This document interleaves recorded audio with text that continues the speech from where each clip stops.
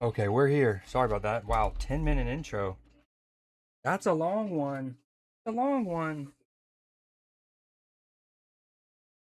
Together, but when they get the ball, just watch how quickly they try to accelerate. So transition defending will be very key for England in the moments where maybe they force it, the ball turns over. It's going to be a lot on Elliot Anderson in the middle of the field. Gordon dummies for Rice, who returns. Anthony Gordon. He's knocked off the ball well there. It's cleared away. Sajensi was all All the right. way out there. It was almost.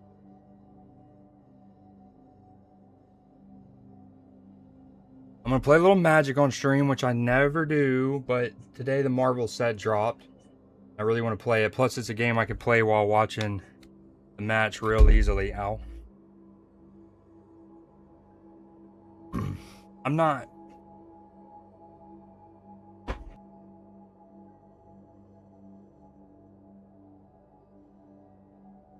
Okay, so we are in the 10th minute. Let me get the scoreboard up. Oh, Declan Rice just weaving through folks. Oh, decent combination from England. What was I gonna do? Scoreboard.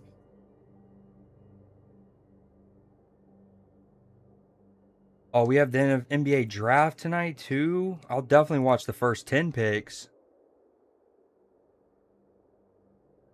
All right, we're just gonna get into a match.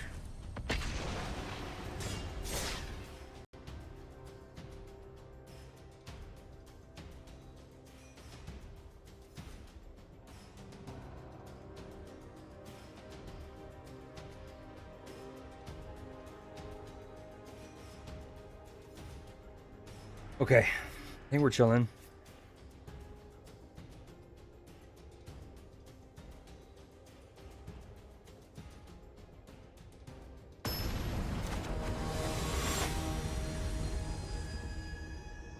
All right, my coverage is at the 10.5-minute mark. I'm on gaming, then I should probably press test.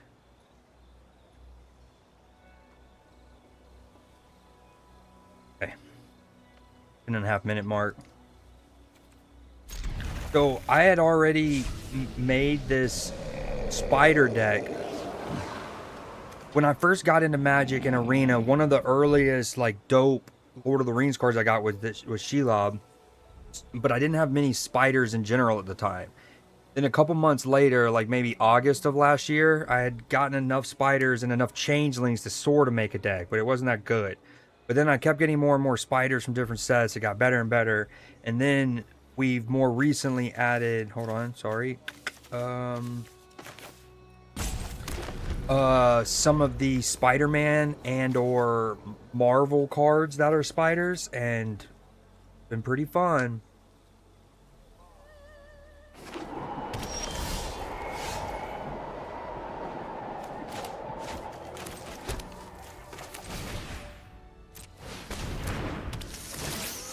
Normally you use this to get a little help with making sure you get enough lands. I'm pretty good on lands right now. Well, we'll get one more.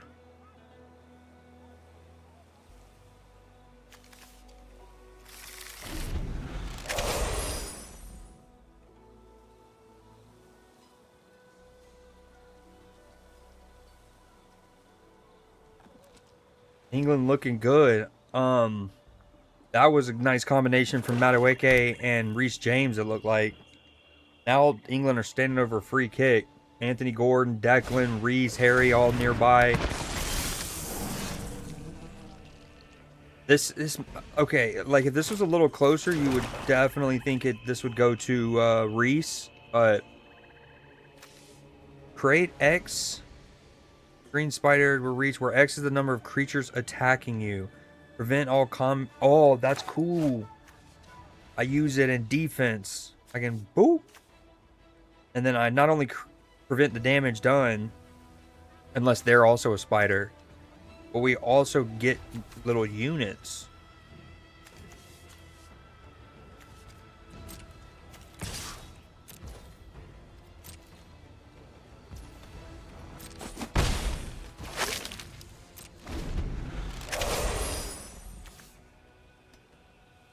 Dude, these shrine spirit kind of decks are hard. Yo, what up, Becca? Good day to you. Happy NUESDAY. What you been up to so far?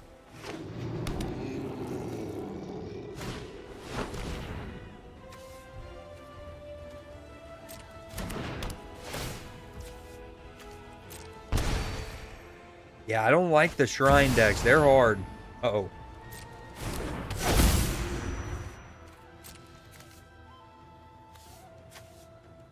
I can destroy that, and then that makes that targetable if I need to.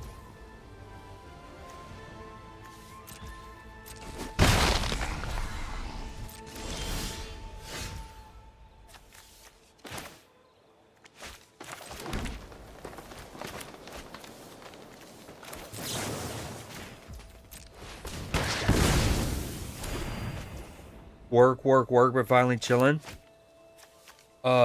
Gotcha. I do not know how that feels. Not today, at least.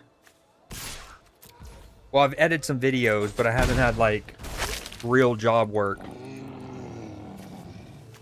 Okay. This is where my England coverage is. We're at 14.5 minutes.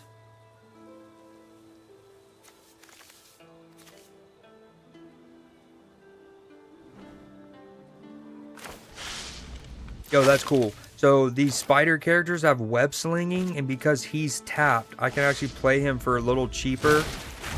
Boom. Send him back. Oh, that's a sick animation. I love that webbing. And then we can go get another land card. That's cool.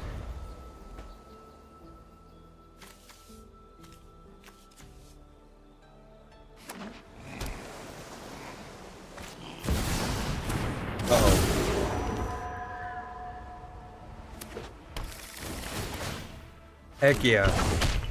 Love that for you. That's kind of what I'm on now for about 3 weeks.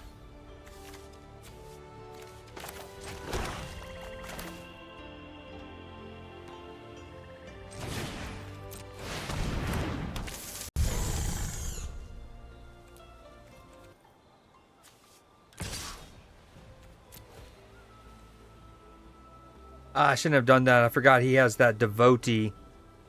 That guy right above my cursor. That has death touch. Okay. Take those.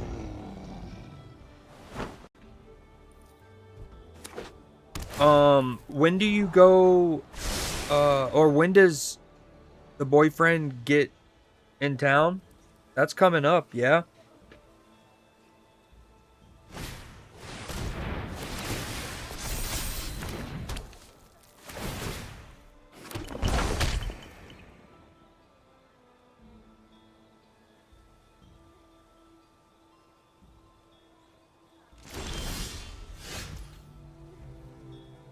The audio levels are good, right? Like nothing's too loud or drowning each other out. Thursday next week. Oh, let's go. I know you're stoked. Ooh, I have a lot of options here. We have a lot of options because of the way we ramped. We can kind of be sneaky poo, play something small, and then Arachnogenesis next turn, just to get use out of it. It might cost us the game in the end. I really like the idea of using this, though.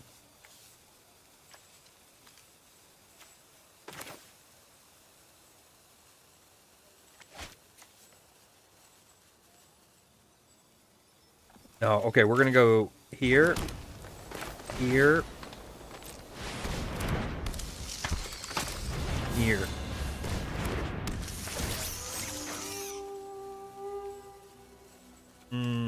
Decline. Do we need another land? 3, 5, 7. Sure.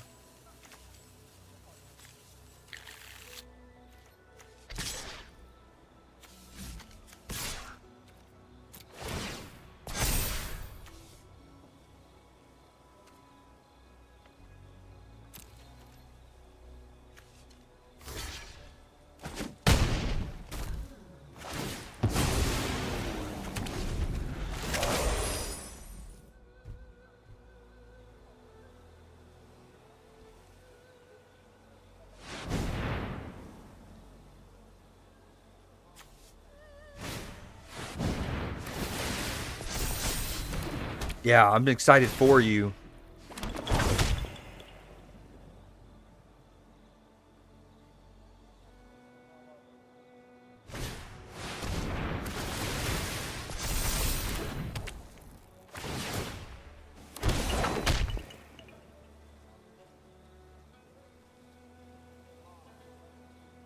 All my spiders.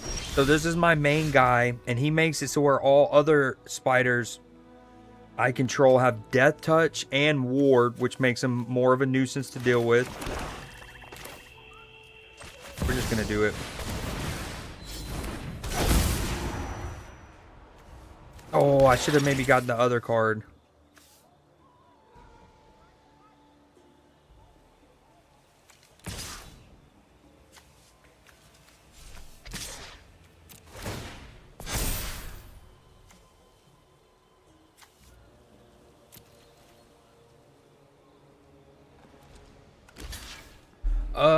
Not really. Not really, no. Not in terms of like going somewhere. Well, in September, I'm going to Boston to a Red Sox game, and I should be linking up with Matchy.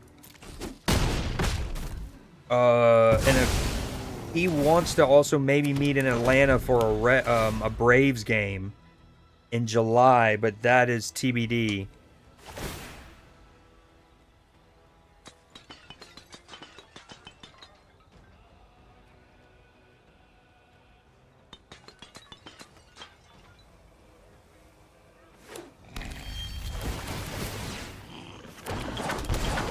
Okay, this Arachnogenesis is going to be really helpful when he swings with all of these people eventually. I don't like... Dude, the Shrine decks are my nemesis.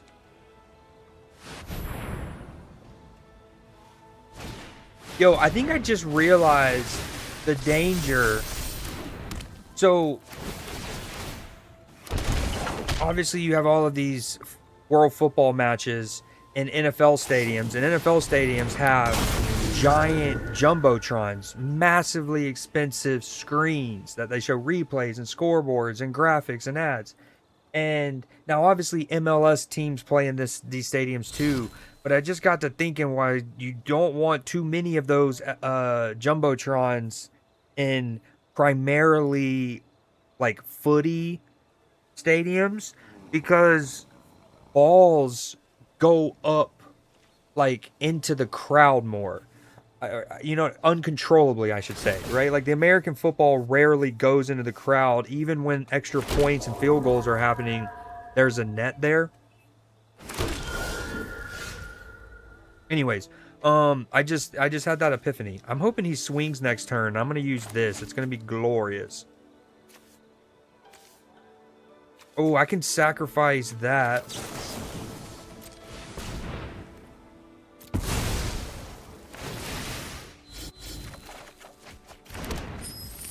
Okay, that's great.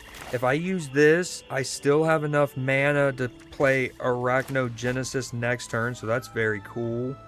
Let's Merc.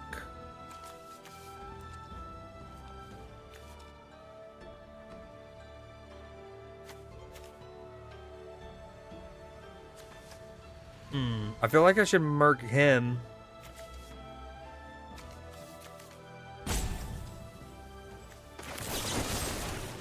We're just gonna kill that guy, because that guy makes him indestructible. So he'd have Death Touch and indestructible. That's not cool. If I did this, 1, 2, 3, I would still have enough for Arachnogenesis. I'm gonna sacrifice him just to gain some health. Make him think, oh, he's worried about his health. He's worried about his health. Oh, I got no. That's a bummer, not getting to use through the Omen Path there.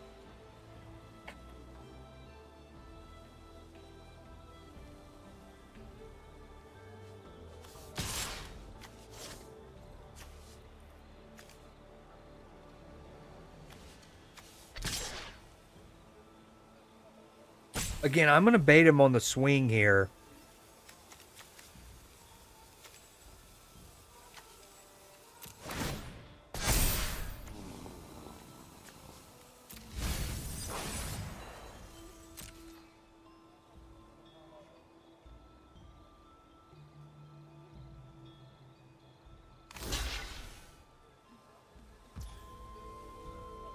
I forgot I lowered my cam for speedy cam the other day and haven't.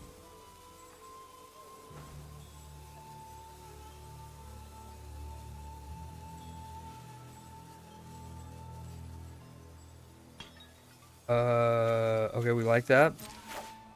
Sure. We're gonna lose that guy, but that's fine.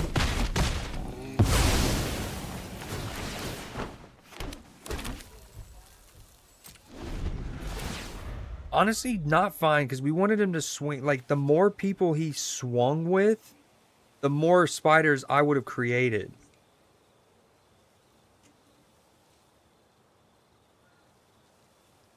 Don't do it. Don't hurt.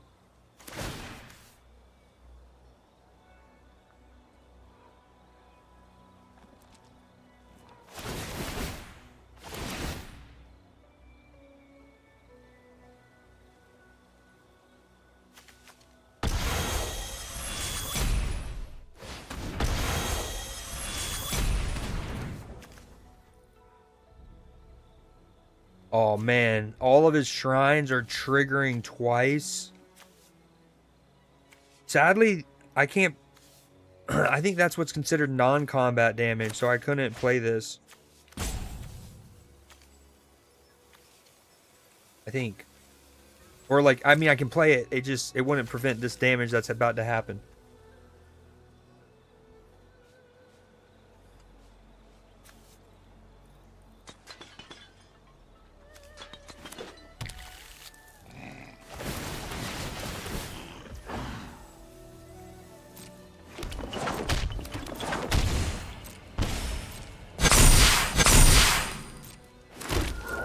This is obscene. Yeah, shrine decks are no cool. They're not nice. Oh my god, look at the...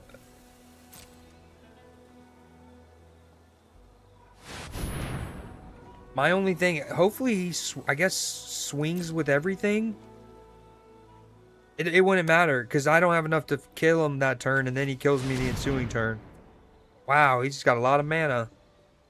16.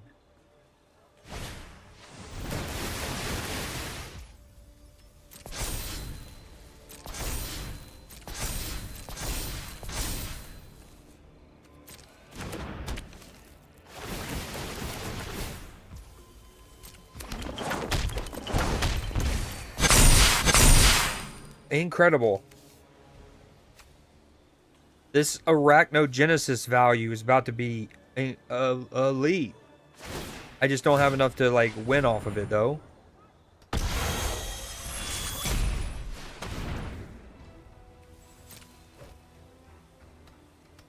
But I am going to do this just for the sake of it because this is high value.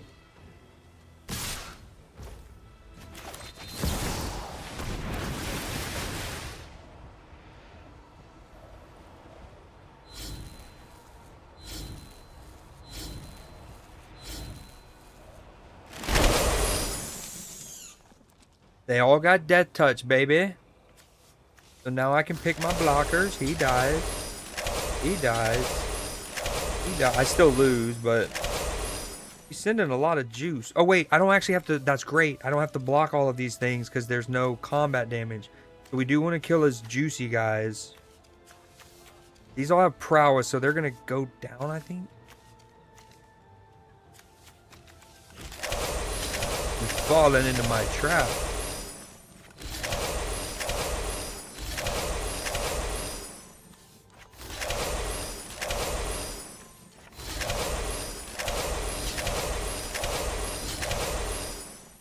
Okay, I don't remember though. Oh yeah, by non-spiders. Dude, I can't even like, who's left?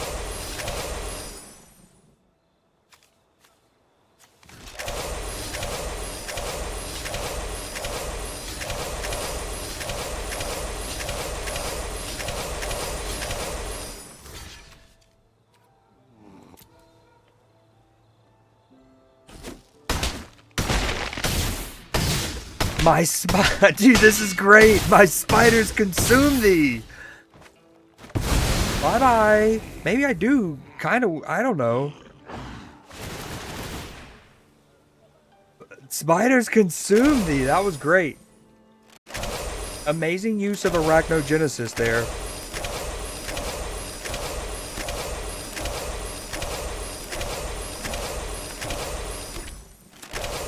And then I'm just getting all of them, these things.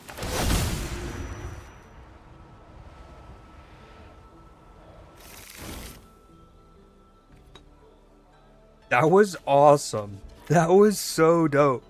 Just having not only all of the spiders to block them all, but even if I couldn't, like, let's say he had more attackers than I had blockers, I wouldn't have sustained damage to my health pool, and I was able to kill all his people. Although this is what I draw, not ideal.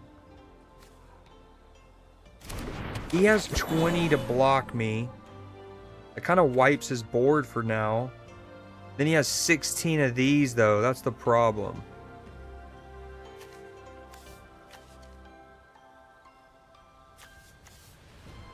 Reach the legendary enchantment you control.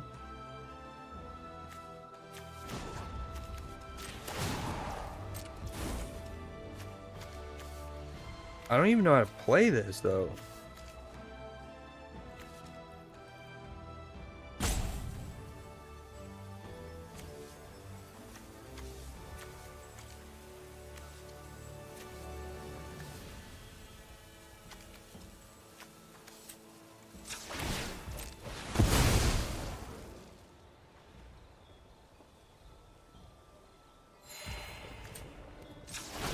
Okay, we need to make sure we save 1 mana, at least for that. We have 4 left. Okay, we're gonna be safe. We're gonna pass. Dude, can I... Man, that's 2 turns not being able to capitalize on Omen Path.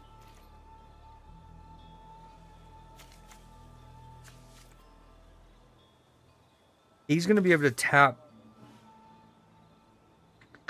one of my guys, so I might as well swing. No.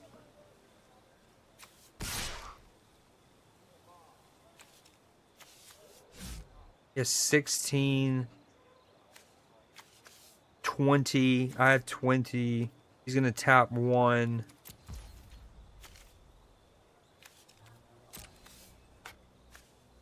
Let me use this, thank you.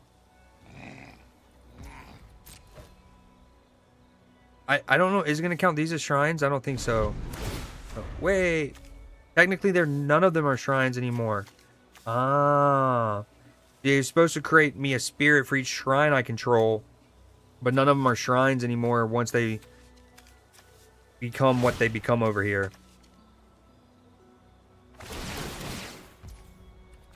Okay, I think I'm just gonna call it, though. I mean, like, you've got that. Alright, I'm gonna... need to pay more attention to this match as well.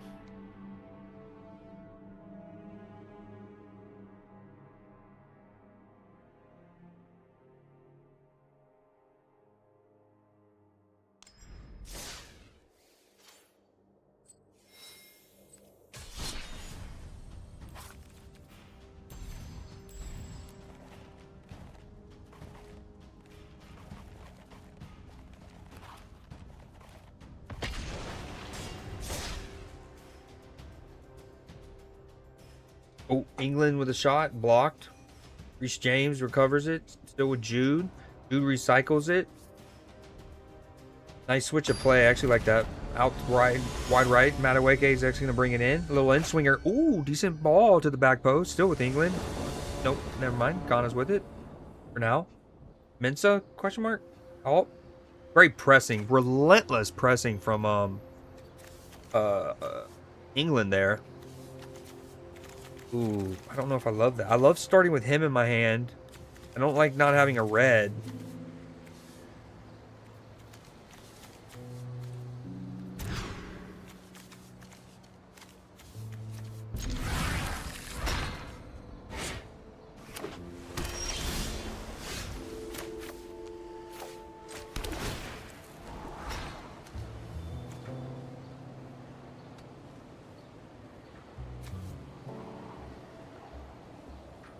Is that helpful? I mean, not helpful.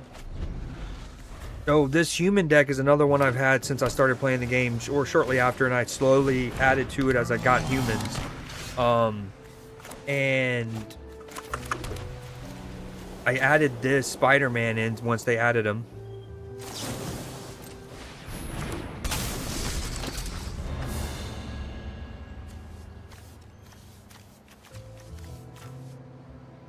Alright, next turn I can play this. It won't be tapped because I have a planes. And then I play Dunedain Blade and then equip it, I think. Oh, yeah. What's this guy do? Whenever he attacks, he creates a map token. If 2 or more artifacts enter the battlefield under your control, conjure a card named King Magpie.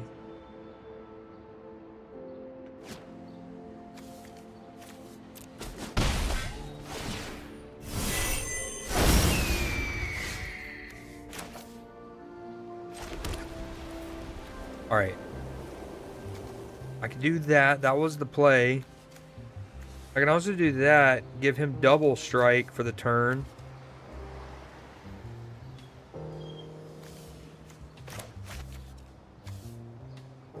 A Manalith. I haven't heard of that one. I need to.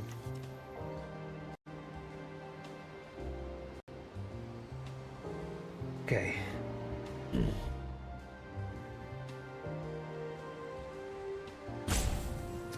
Oh, I have too many permutations here. I think I'm gonna do this.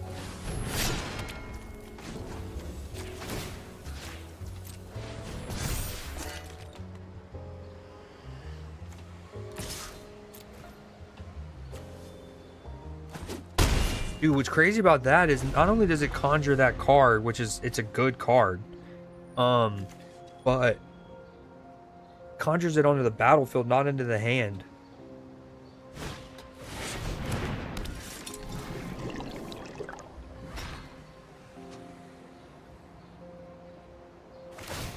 Ooh, reconfigure. I haven't seen that. That's cool.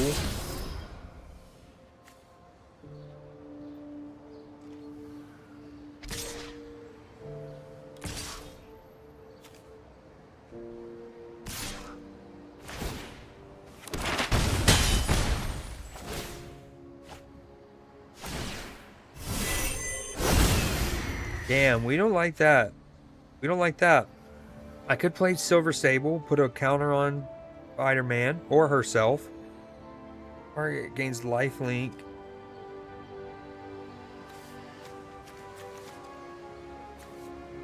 Alright, we need to make it... Is he a human? Please don't be. Orc Pirate. Okay. As much as I want to use this to boost up my own character, I need to use it on him for sure. No more magpies. And then I can give him flying until the end of the turn. He's got...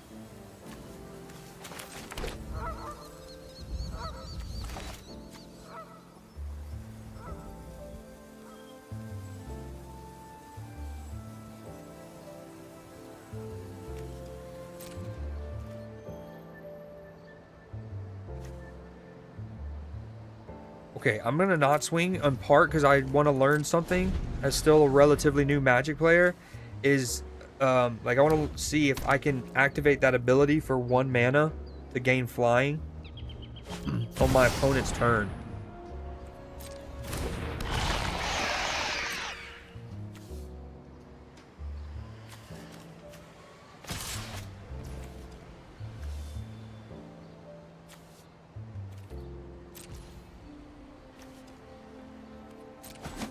He only attacked me with that one guy. Dude, there's so many permutations.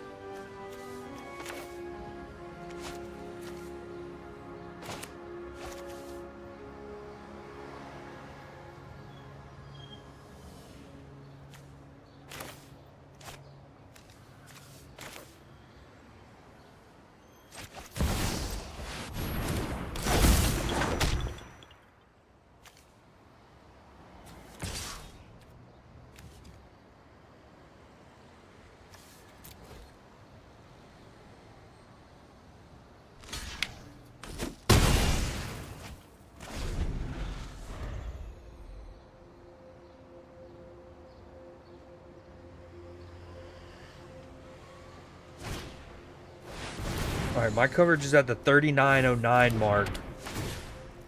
Margay just won a nice header. And Declan gliding through right now. Cuts back. Gonna slow down and recycle it.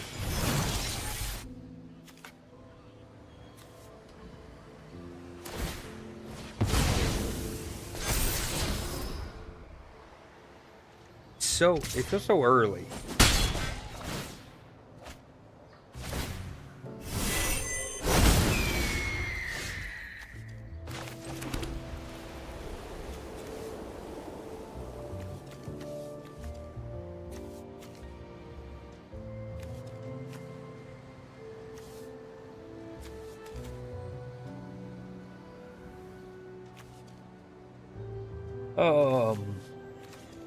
Do I... So many options.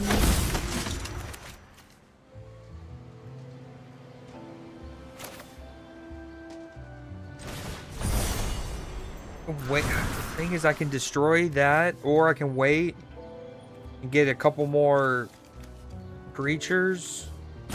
No, let's go and do it now.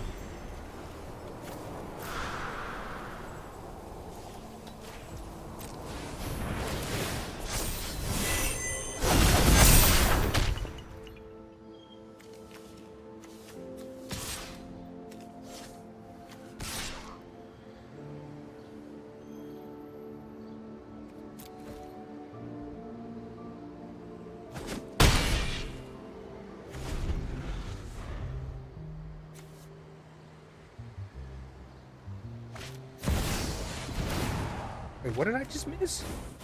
Declan got a... Oh, okay, yellow card. For a second, I thought it was a red.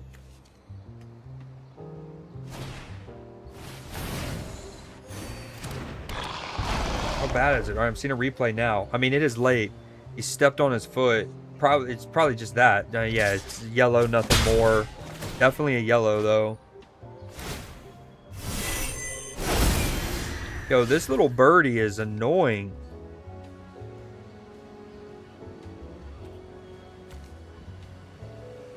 Okay, she already has first strike.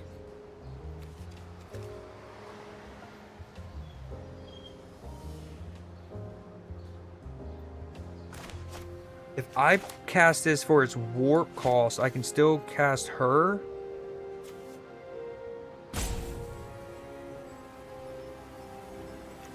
Alright, let's try this. Hold on. We're going to do Silver Sable. And then we're going to warp him.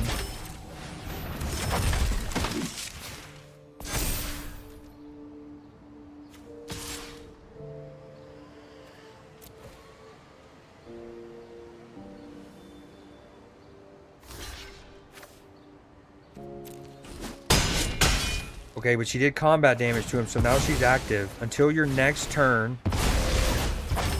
Hold on. Okay, until your next turn, if a source would deal damage to that player or a permanent that they control, it deals double. So it's basically throughout this person's turn. Or if I had an extra combat phase, I guess. Ooh, Ghana attacking here. Semenyo cutting back onto his left. Out for a corner. Uh-oh, dude. He's got some juice cooking over here. I should have maybe waited on this. I could have paid all of the costs and gotten the 1/1s. I could have destroyed an artifact. Uh-oh. Yeah, this is no bueno. Wait, why am I...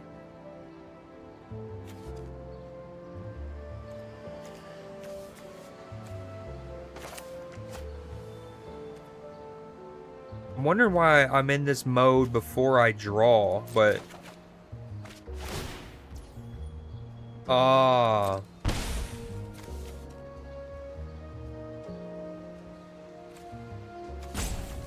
Alright, we're gonna do this. We're gonna give him double strike.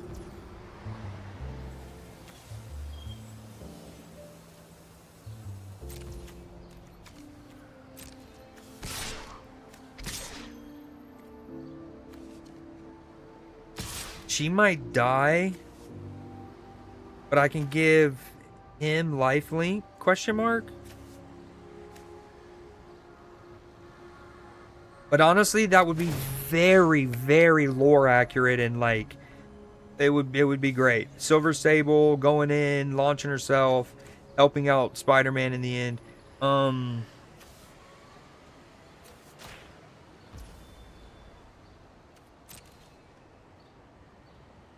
Although he doesn't have trample, so he can technically just block that with one card. And then does that mean I only get... How does that work? I gotta do 3 damage worth of hits. So do I only get 3 life?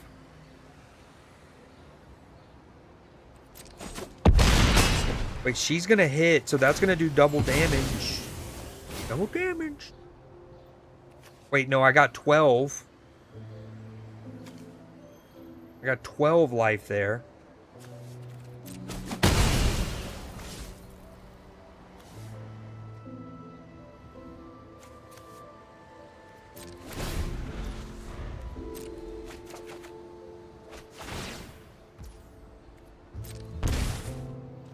Okay, we'll take that exchange. Declan Rice standing over a corner here. We're in Boston, Ghana, England.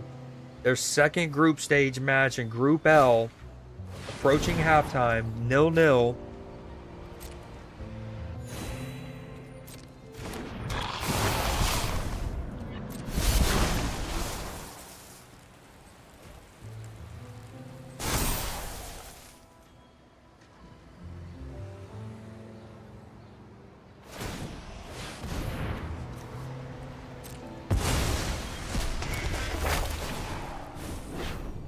Draw cards equal to the number of cards in your hand. Uh-oh. You have no maximum hand size for as long as you control this. That's a lot of cards, a lot of juice.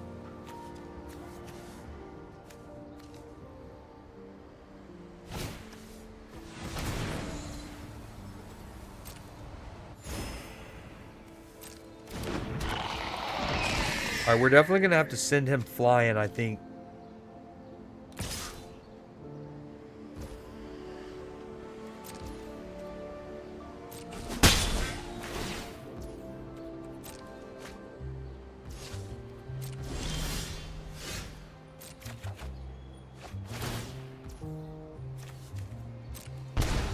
Okay, this is kind of good. Prevent all non-combat damage. So I think that would count. Like, he wouldn't be able to tick me however he's doing it. Like, this guy wouldn't be able to tick me for damage. But, let's see. I've missed a couple land drops, which we don't love. Alright, let's do this.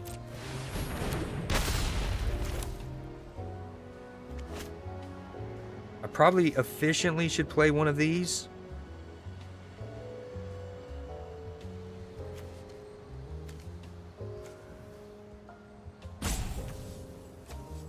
But I want that. Okay, double strike for him.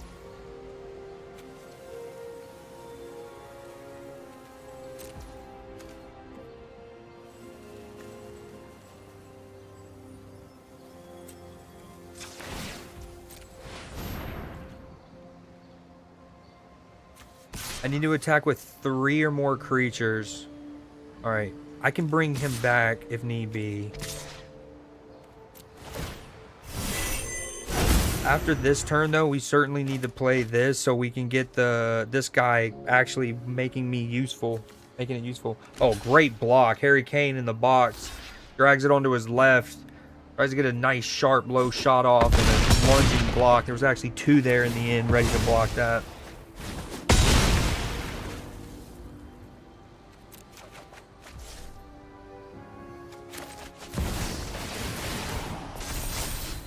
Nice, it does trigger that.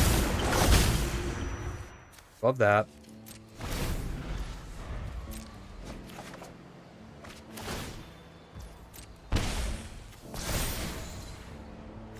Return? No, that's rude.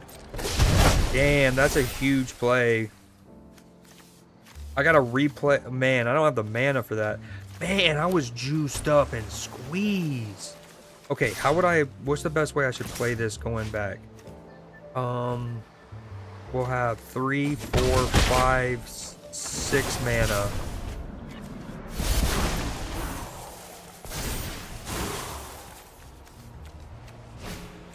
Probably this. Ooh, I wonder if I can reuse his ability. Oh, he's got a lot of things happening over here. I don't like it. What's going on? Sir, look at that stack, dude. Yeah, I think he might have won this. That was a huge play. Yeah, I should have saved onto this. Noted.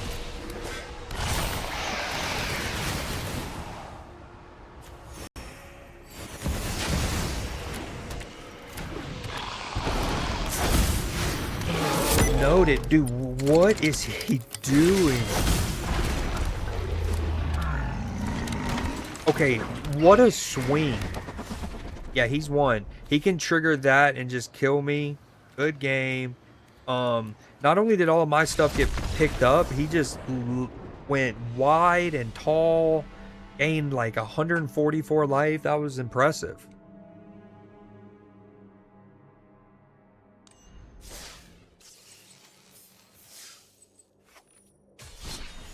Ooh, okay, so the Marvel stuff came out today in Magic, and I did get the Battle Pass thing. And we've already gotten some cards and some packs and whatnot. I had also been saving up, and I had 2 golden packs that you get, and I opened those, got some pretty good cards. We're gonna get another pack. Earlier I bought a mythic pack off stream. I've used coins to get 1 pack, now 2. And the mythic pack was not very good.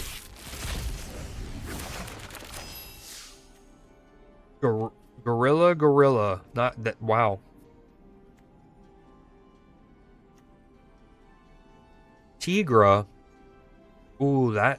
Oh, a green and white deck with cats. Oh, and she classifies as a cat. Obviously. Ooh, I got Thor.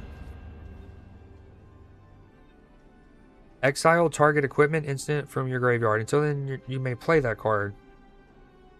If you cast a non-creature spell. Ooh. Oh, Thor sounds pretty good.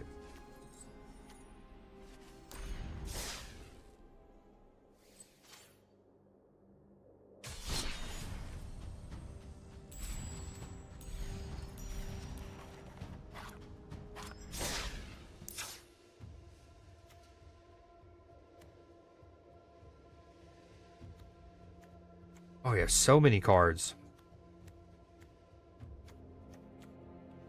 One thing that this game, so they added,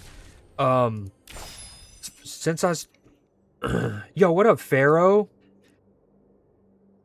You know what the craziest thing is? You know what it reminded me of? It reminded me of Southgate's England, right? Where going back to like having Kelvin Phillips and going with the double pivot, and you know what I mean? And now that got y'all to consistent success, but it kind of was like a yeah, we're getting the results, but and I think kind of the optimism with Tuchel was that like he could probably get you as far, if not further, than Southgate, but with a more attractive brand of football overall. But that had echoings of Southgate all over it. That's what's like.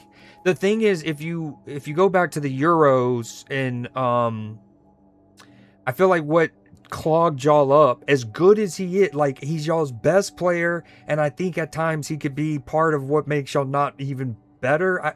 It's weird, but like Harry Kane sometimes when he's not either able to drop in and then link up play and play that Tottenham midfielder Harry Kane where he was assisting Human Son, or he's not running in behind, you know what I mean? Like when his movement's not there, it gets real congested. That like, and I'm not fully blaming it on him, but I know that was something that I noticed, especially as y'all got later into the Euros 2 years ago, was it just, the chance, like like when you see the fluidity and the opposition getting dragged and stuff like that, you just weren't seeing that often. Are you watching? Where are you watching it at?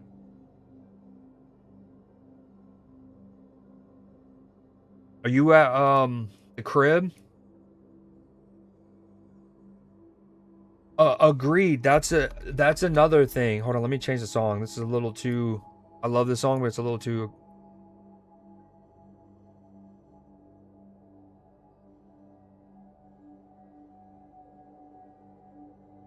Um. Oh, perfect, perfect, perfect. Wait, okay, let me go here real quick. Skirt. Okay, so let's look at England. First off, they're already through. Yep. Dude. So I obviously think that groups and tiebreakers should be based on head to head, right? When you're talking about a group, and it's kind of weird that the World Cup has always gone on, you know what I mean, like goal differential first when head to head could be solved. I feel like head to.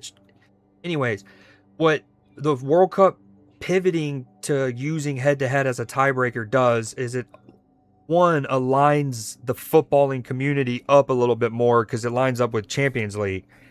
And the downside is you get a little bit of these groups kind of settled, and not just the groups who's winning it, and but like who, now that they've added the third place dynamic, also Champions League-ish, it just, yeah, it makes it weird that we have so many that don't matter. But was it really the exact same lineup? I haven't noticed. Oh, wait, I didn't pay attention to that. Hold on, where are we at? Where are we at? Ghana. Hold on, Croatia lineup. Gordon. Yeah, it was, dude. Yeah, I just.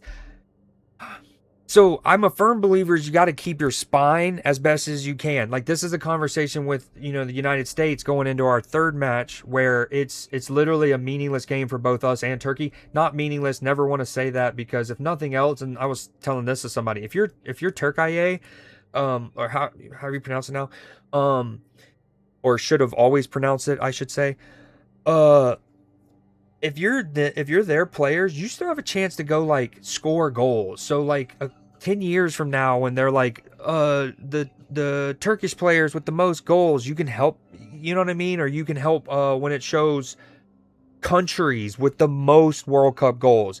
Just even that. So I would say nothing's meaningless, but with America, that's the question. I always think you should have your spine the same, and then you can then make your changes on the outside. We see in club football all the time when these, like, you know, Liverpool, Man City, you have Champions League at the weekend, maybe a League Cup, or Champions League midweek, League Cup at the weekend. You'll see a 10, 11 changes in a lineup, and then they look disjointed, even though they're good players, and they have like bad results, and you're just like, well, yeah, maybe you should have kept some, like 4 or 5, the same, so you can keep that momentum, and then let the other people play with the people already in form, and then you sub off the core people having built up the form of the, so you know what I mean? Like, now they could carry the.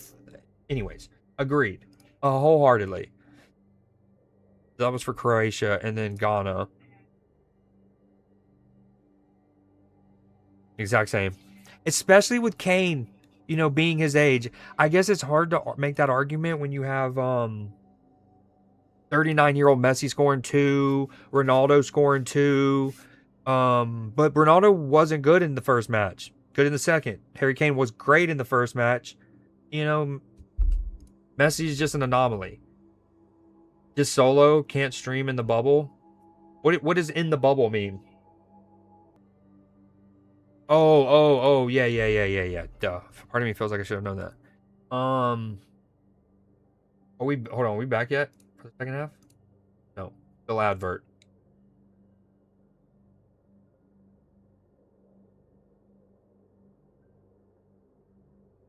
I think I need to turn my speakers down because I feel like my music is loud, but I think it's just loud to me, not necessarily loud to y'all.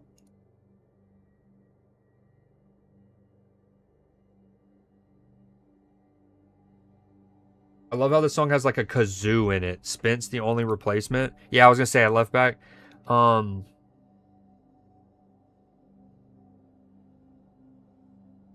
Yes, yes. Yes, especially you might actually see that though with Declan on a yellow card. It would be probably smart. No Saka in. Cause okay, so with France, you wanna so dial in for a sec. With France in their first match in particular, they looked kind of in the first half, right? And then one thing that they did tactically that I thought was really impressive was so obviously they have kind of a conundrum too, where you have a couple people who can play right, that couple people probably better through the middle. Do you play him as a 10 or as like a second striker, a 9.5? Like, how do these kind of players? Like, y'all have Madueke, they have Elise and Dembele as those, middle rightish. And what they did was Dembele started to play more right, and then kind of like Dembele played off Mbappe, I felt like, and then with Doué on the left, and then long story short, they moved. Oh, I'm blanking right now. I just said it. They let Dembele stay further wide, and they let Olise kind of play more centrally, and then link up play. And instantly they started looking better. They kind of kept that tactically in the second game and looked better. That's one of my things too, is like, could you potentially bring on Saka and take off Gordon or some, dare I say, take off Anderson? If let's say Manu comes on for Rice regardless, at some point Anderson let Bellingham drop here and then let Madueke link in the middle. But yeah, are we back? No, still not back.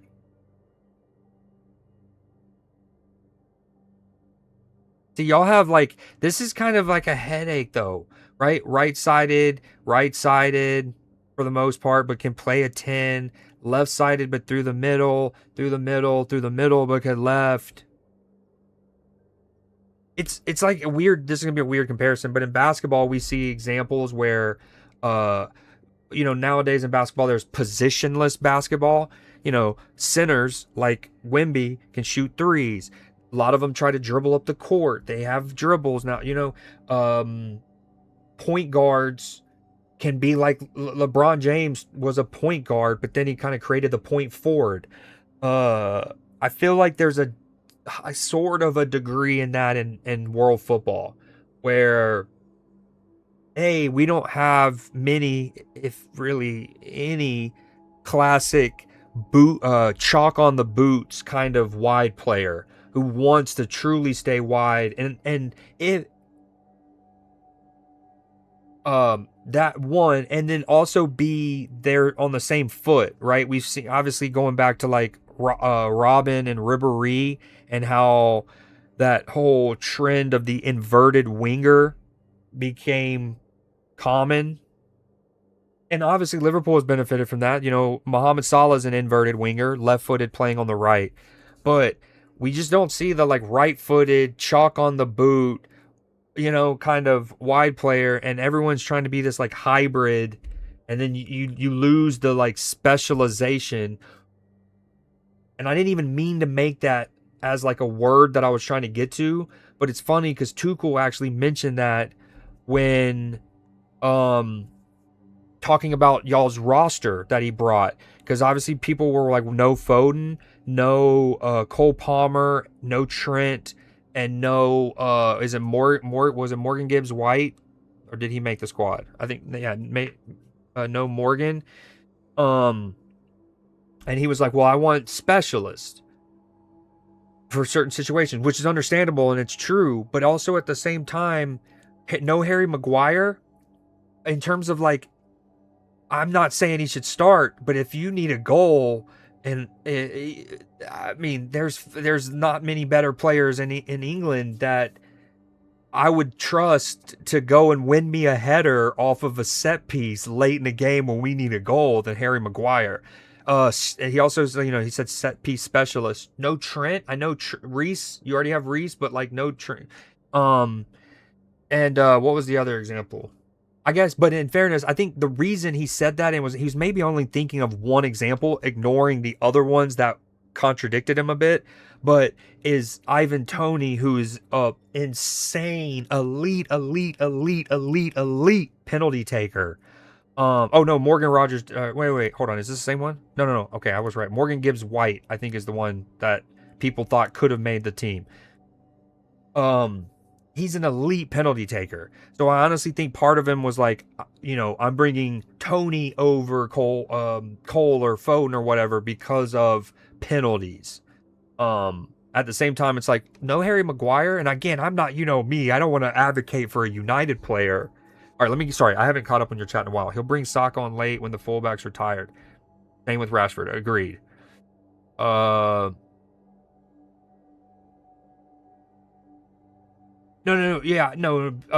Anderson has, and again, this is why the rating system is so stupid. What was I gonna say? But what I was referring to is in the concept of trying to get these hybrid winger / tens that y'all have, and that going back to the France reference, is if something to help unlock and help Harry Kane out could be getting one of them to play more centrally, and if that means bringing on like a Saka to kind of hold more width, then that might mean, or Bellingham can take the, I was just trying to be generous to the like superstar, but yeah, you get what I'm saying. All right, we're still at commercial break. Here's where my coverage is. The Ghanaians rowdy in the crowd. Love to see that. And a young lad here in Boston. Robin ruined the winger world. I wouldn't say ruined. I would say, well, okay, ruined, yeah, but like, I don't think it was a bad thing. I think the evolution of the role was dope, and I love some of the players that we've gotten from that archetype, right? But I will agree that it ruined, if you just want to say, and it kind of, what I was saying too, is we just don't see the traditional chalk on the boots winger anymore. Excuse me. And what's funny is one of the last ones I remember, or I would like to think I remember, of at least Liverpool players or Premier League players, was Stuart Downing. And that was a big reason we bought him, is because we got Andy Carroll. And we were like, okay, classic. Let's get a good crosser of the ball for Andy Carroll to attack the crosses. And then we got Stuart Downing. And then ultimately, neither of them really got to play that much together because one or the other was hurt. Andy Carroll stayed hurt for a while. I also believe that it's one of those where in one of Stuart Downing's first games with us or whatever, we were playing Wolverhampton, I believe. It might have been Watford. It was an orange yellowish, one of those. But someone on our left side plays a ball over the top, and Stewart had drifted in from the left side, and he's kind of in the dead center, and he's like running onto the ball over the top, and he catches a volley with his left so cleanly that it would have been like a goal of the year kind of contender. And then I don't know the goalkeeper's name was like UC Jaskalainen, Juusi space J, something like that. Yuski Jaskalainen, I want to say. And he makes a stunning save to push it onto the crossbar. Nothing comes of it. Then we go several games. Stuart Downing gets no goals, no assists, gets injured, and then the media, boom. And then he just never winds up having like a good career. And it's one of those, I always think of like the what if scenarios. Where it's like, oh, well done that. Who was the what if scenarios of like, if that's, what up Paisley, how's it going, madam? That if that goes in, if that's not saved, and not only does he score a goal and get off the mark with us, he scores a worldie. How different he would have been, maybe not much, but that one's one of those that's ingrained. Okay, yeah, we are back to the game. I think that was Spence who did that little flip-flap in y'all's own defensive third to get y'all out of pressure. The role itself, not wingers, yeah. I was shocked when he called up Chalobah for the injury replacement. What what you up to, Paisley?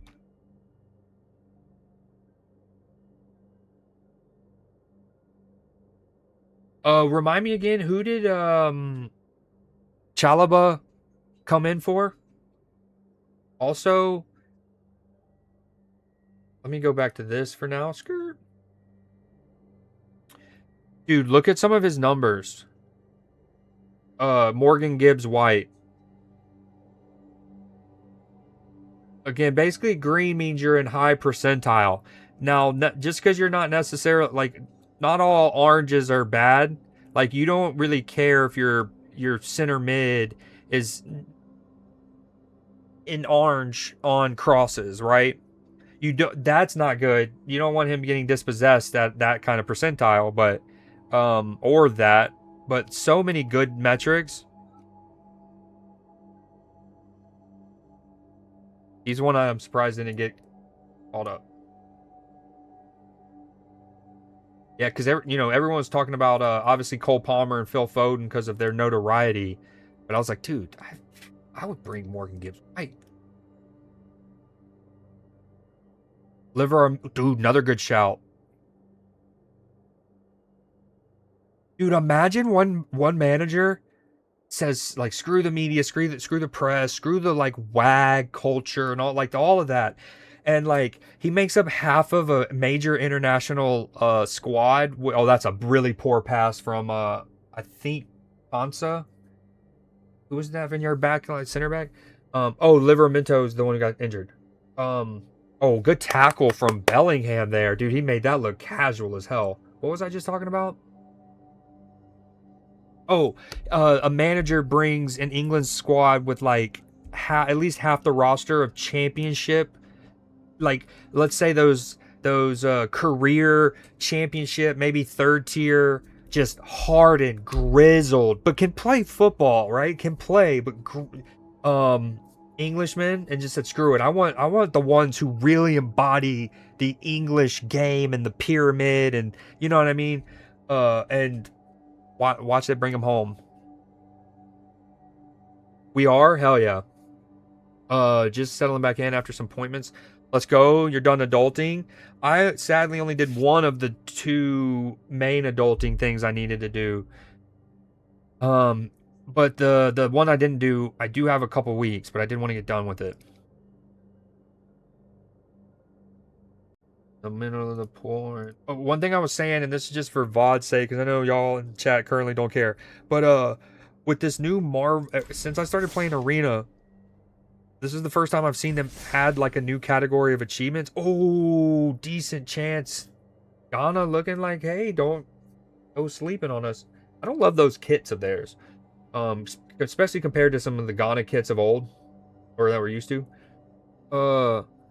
But they added this new category for Marvel only, and what's sick is not only do you get rewards for up here on this tracker, which is common. Well, you complete 2 quests, cool, boom, rewards. 5 quests, boom. But you get rewards for each individual challenge too, which is dope. And this is the key thing, and this is why they're like being super like generous with it. Is what a run. Anthony Gordon sleeping there and Spence. Like that was very soft from those two right there. Very soft. To wrap it up though, notice how in the middle it doesn't just give me one Winter Soldier Bucky Barnes card. It gave me 4 of them, and 4 Black Widow, and 4 Spider-Man, so on. And like, so it's like super generous. They're giving you, and keep in mind you can only have 4 of each card, so they're giving you max amount for the free big chill mode time. Oh yes. I'm guessing we're gonna play more Mecha Chameleon at some point. The plan is play this until England's over because it's just an easier game to watch England and play. And then I was gonna do Newsday. Then depends if exit and everybody's ready. I'm down to do some Mecha Chameleon, but if not, I'm gonna do some Ghost of Tsushima first.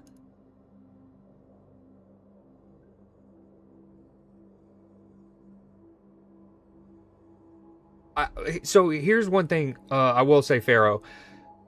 Now, as you probably know, as you certainly know, when it comes to winning cup competitions in particular, it's about when you get hot. And when I consider cup competitions, I also consider like the Super Bowl and the American playoff system, because they all exist on the kind of one and done system. Now, yes, Champions League, you have home and away or whatever, but the bracket, the boom, win in advance, okay, cup system. It's about when you get hot as much as like how, if you get hot. So like a lot of these teams right now, Spain recently had 5 goals. France looked good again, or is looking great, and like all of these that were pre-tournament favorites are starting to look it and flex. And then you have speaking of flexing, then you have America coming up here looking like they might win the whole damn thing, right? So you're just like, ooh. And if you're an England supporter, England being one of the co-favorites for some people, it's like, have we looked? I mean, yeah, we scored 4, but we can, I just ultimately, I wouldn't worry that much. I would worry about, you advance, and it's about when you get hot. Tuchel trying to find now maybe this goes back to maybe part of the frustration that you were talking about earlier, though, is part of this all is finding that perfect lineup, is to find the rhythm, to get people all involved, and to get match sharp in the summertime in America in these muggy conditions, right? Because you're gonna need them all almost certainly. And that's another reason why you'd like to see more than just one rotation in the lineup for this game. But dude, the US has got this. I think that I wouldn't be surprised if Donald Trump didn't.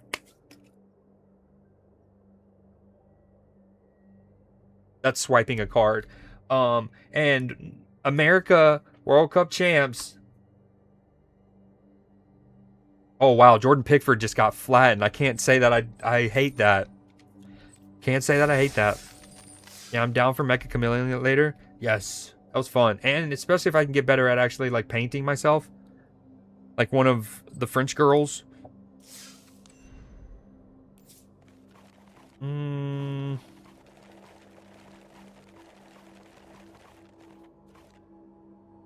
just got to get dialed in on not moving myself. On not moving. Dude, Pickford scythed. Pharaoh scythed Virgil van Dijk's leg. I will not leave him alone. I'm just saying that if a Ghanaian wants to cleanly, fairly, like beastly compete for an aerial ball with him, and it ends up in Pickford laying on his his back, although he got up really quick and quicker than the Ghanaian, in fairness, then I'm for it. I'm okay with it. I'm saying. Okay, there's parts of this hand that I love, and there's not. I don't like starting with 2 lands, but I do have this in my hand. And I have some cards to play on curve, so...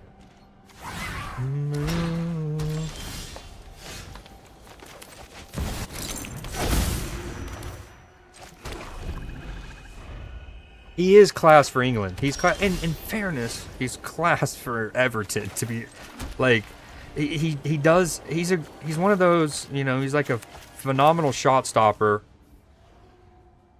for the most part, and brilliantly, spectacularly often, but then can very much be prone to the uber goober syndrome.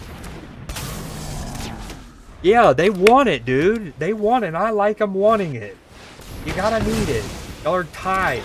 And I was saying this on stream multiple times, but especially that opening couple days of the tournament, that with the new... It's always important, as we know, to like win the group versus finishing second, because in theory you're going to get better, easier opposition in the knockout rounds, as we know. Hold on.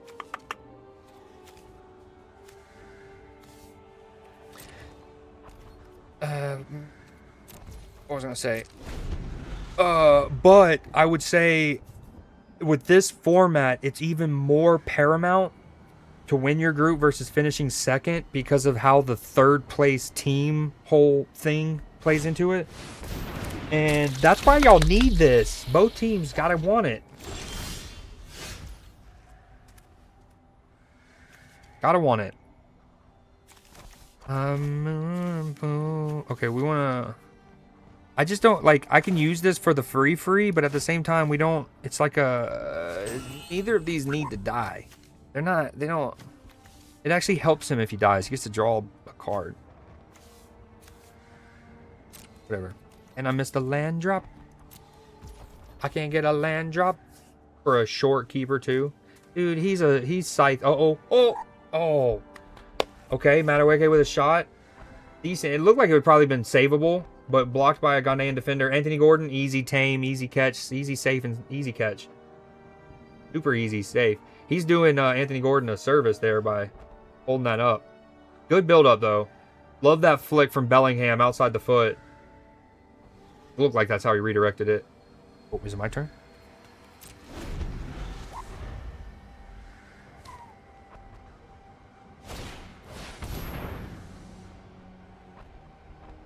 Is that Jordan? Do my eyes deceive me, or is that Jordan Ayew?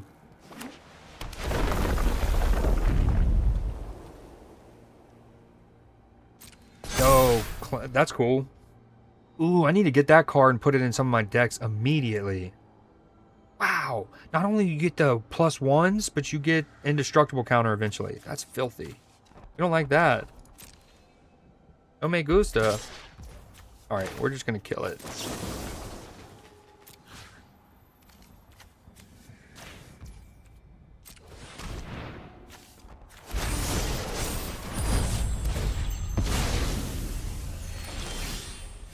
Okay, needed the land. Doesn't help me though. I need a grass. I need a forest.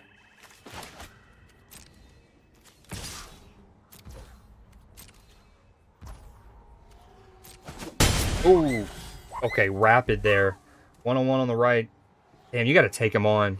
Oh, good ball though into the center of the park. Ref, surely. That's not a foul? Oh my god. Jude Bellingham just got to... He just robbed his prison pocket. It literally looked like he credit carded him with his hands.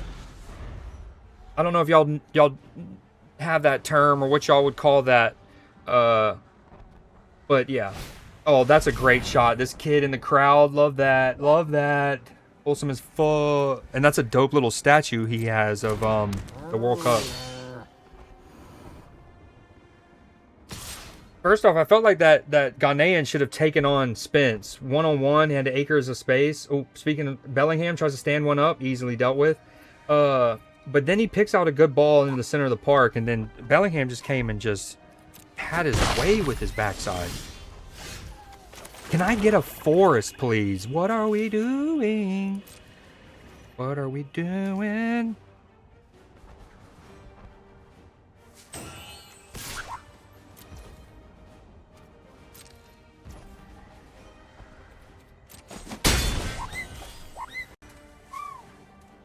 Ooh, what's up with Anthony Gordon here?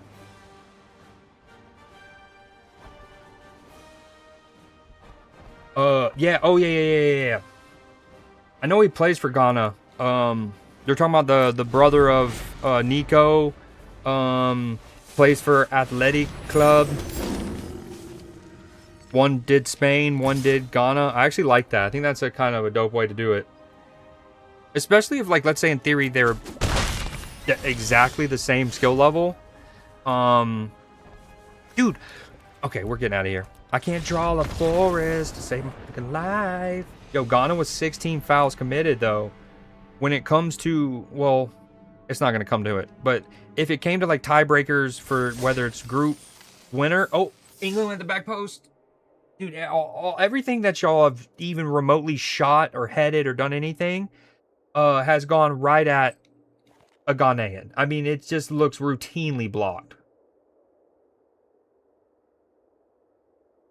That hit him so cleanly in the center of the chest. There wasn't even a single England player who even remotely looked like argued for a hand or any, you know, sometimes in that situation, especially the ones who are on the backside, might do it just to do it. All right, England with a corner. Declan Rice standing over it. We're a little past the hour mark. in the second group stage match for England and Ghana here in Group L. We're in Boston, Massachusetts, at the home of the New England Patriots. Will the team who lost a war 250 years ago to those same named Patriots come and get a little crumble of a revenge? Can they get a massive 3 points here in the ground where they lost a lot of battles, including at Lexington and Concord, most notably, where Minutemen, literal farmers with pickaxes, defeated one of the most advanced, well-trained, well-equipped armies in the world at the time, and arguably one of them ever. With help from one other country, most notably, maybe 2 or 3, but France, shout out France. But let's stick to the important part. Can England get a little bit of revenge by stealing 3 points from Ghana? Why is Ghana catching strays here? They probably asked themselves that for half a millennia, unfortunately. But they are maybe... Oh, that's clean. That's clean. 6-7. Whoa, dude. Okay, first off, live, I thought that was clean. Secondly, I thought he was going to keep that clean and not call it a foul, because if you go back to what happened with Jude Bellingham, radically different challenges, I know. But it's like he established like this is the physicality that I'm going to allow. He gets ball, does he not? Oh, wow. First off, the margins there, incredible. Not a yellow card, right? Because it shouldn't be. Okay, right decision. He is a nanosecond late. Also, shout out Harry Kane. Just gets his foot in there in the nick of time.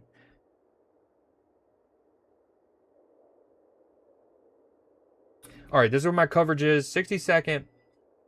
Declan Rice over free kick. Remember, he did score 2 against Real Madrid. He's not going to even attempt this one. He's going to float it. You know who would have attempted that? Dominique Szoboszlai. Ooh, that's a good shot. Well blocked. Still with England. They're going to recycle it. Another shot over everybody. Left-footed shots in flight. Ooh, it's raining. It's raining in Boston.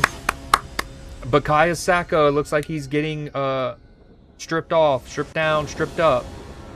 Dude, I thought Rice would try to attempt that, dude. Honestly, never mind. Yo, no say. Ooh, okay. So one thing I like about Magic, since starting it a year or so ago, especially over Marvel Snap, for example, is how they have these different game boards, and this is a new one for the Avengers. This just dropped today. Hell yeah. Okay. Although there's not a lot of interactive stuff, sadly. Okay, let's do this one since an insert's tapped. I'm surprised he didn't even attempt it. He just stood it up.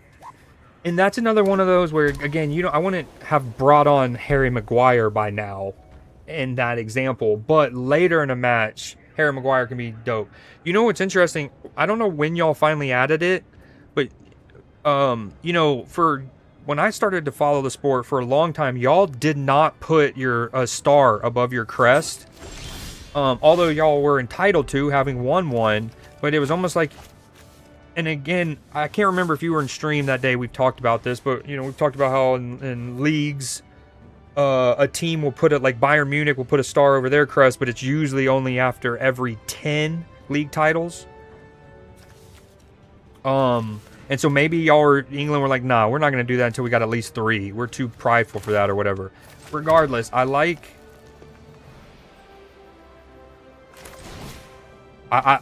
glad y'all finally were like, dude, we're putting one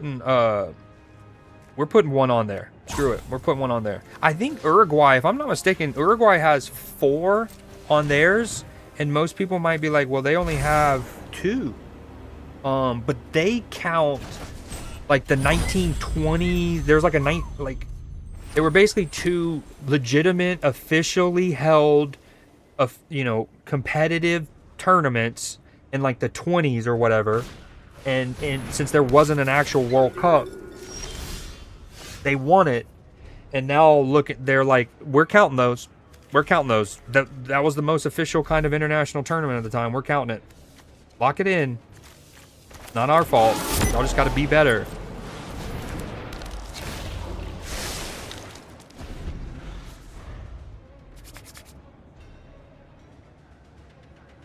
Ooh, then that means we get to put some stars on ours? We get to put stars on ours? Ooh, and does that mean Germany and Italy have to take a star off? And Japan has to have -1, basically? They, like, owe a star? I can get behind this.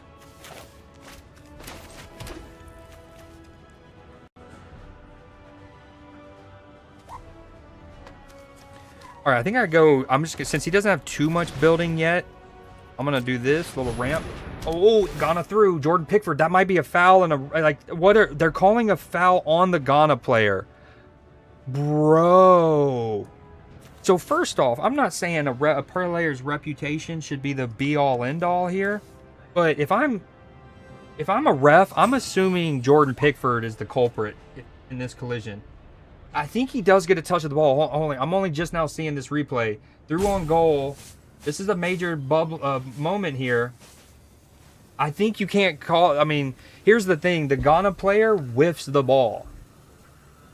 If the Ghanaian player gets a better touch on that, I think there's a lot... You can say several... Oh, I can get 2 lands? There's something to be said. You can should I do it? Should I do it? No. But I think that's a good... I don't know if England deserves a free kick. Maybe play should have kept going. But when a goalkeeper goes down in a collision like that, it's hard not to blow play dead for something as a ref. Just like instinctively. But yeah, they're... Okay, never mind. I'll let Pickford off the hook there because the Ghanaian player whiffed it. Oh, I thought I had a good reply. I said, well, you said we got 2 World Cups, 2 World Wars, and a World Cup, and I go, ooh. First, I go, ooh. Does that mean we get to put 2 stars on ours? And then I went further and I started to laugh and I was like, does that also mean that Germany and Italy have to take stars off of their kits?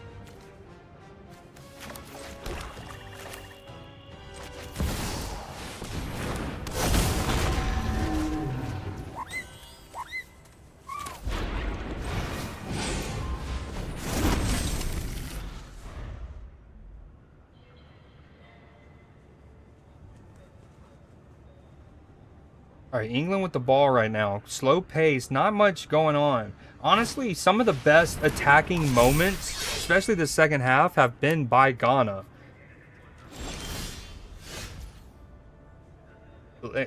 England just have some shots, some shooting opportunities, but several blocked. Okay, ball with Saka right now. We're in the 69th minute. Nice. We're at 70th technically. 69-15 is where my coverage is. What am I trying to do? I want to discard a card. Wow, that sounds like it's a... I don't... Oh, that... We need to get that out of here. That's a win con for him is what that's called.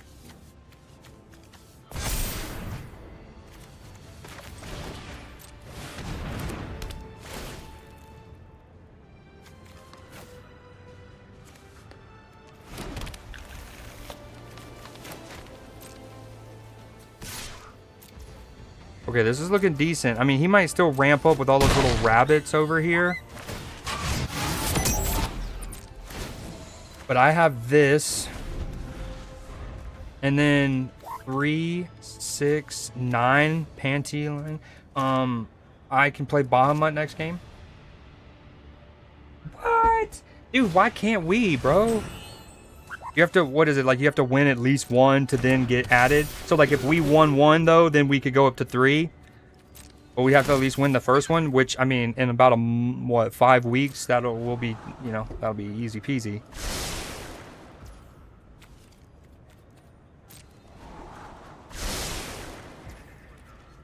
I do think that for any American supporter who maybe genuinely started thinking we could win, like I think we all should have raised our expectations for what this team could do instead of like getting out of the knockout. Like first it was just like making it to the knockout rounds, ideally, because there's an additional round. You know, previously after the group stage, you'd go straight to the round of 16. Now there's like a round of 32, I believe. And so like even just getting to that or getting the round of 16 would have been dope. Now I would like to see us get to at least the quarterfinals, if not the semis. But I think our expectations should have raised. But to win it would have no American fans should have thought that. If they were thinking that, the last 2 days have reminded us how good some teams are. Do I block this or do I wait for later? I think I wait for. That's 6, 8 damage. He's probably. I'm just gonna block it now because after this, he's gonna be very upset once Bahamut comes in, and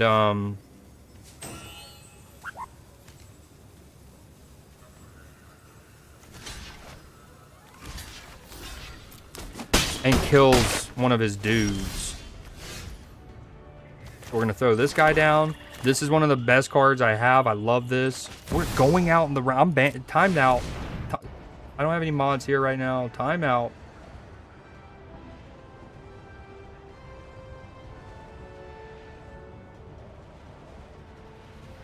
No, sir. No talkie-talkie for 30 seconds. Not with that blasphemy. This card is insane. Not only is he a 9/9 juicer. Yo, what up, PB? Did you actually type that out? Like bracket message F, or is that like a glitch on my my chat? Yo, welcome back, Becca. Yo, Pharaoh's over here saying out in the round of 32. I'm gonna judo chop him. Rage bait successful. Yeah, you can say that, dude. Yo, I hope you were good too, PB. Hope the little one's doing well.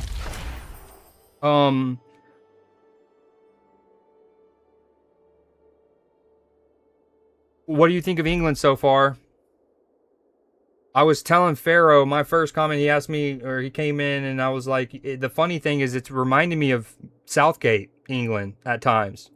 Very conservative, very chunky butt.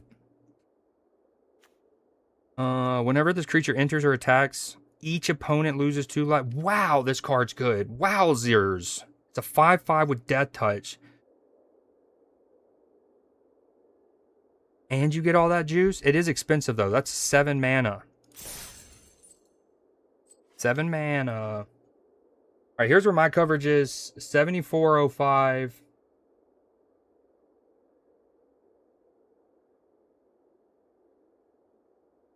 I mean, I wouldn't say parking the bus. Especially since they have the best attacking opportunities of the second half, I would say. Y'all are just... That's copium, lads, from across the pond. That is copium.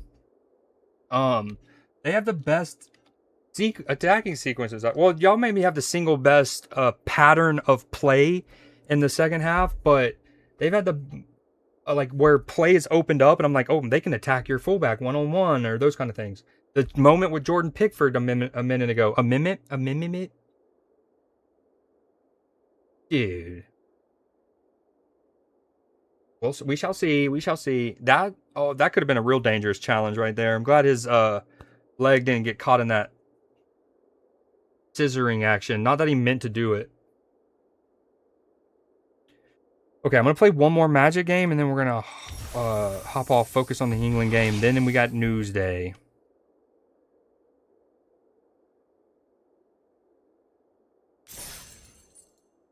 I love how many free cards I've gotten today. Like free, I haven't spent any money. They give us 3 packs to start with since a new set's out. For the daily rewards, I've probably gained 3 more.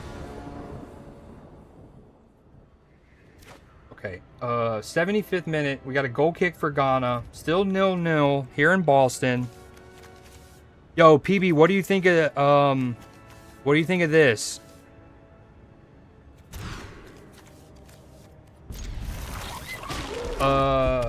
Pharaoh was suggesting that y'all could have three stars over your crest instead of just the one because of having won 2 world wars. I then, of course, levy that then, you know, America should also get to have that. But what do you think of that? And then also, if that's the case, Germany and Italy have to take off stars from their World Cup wins for losing world wars. What it was.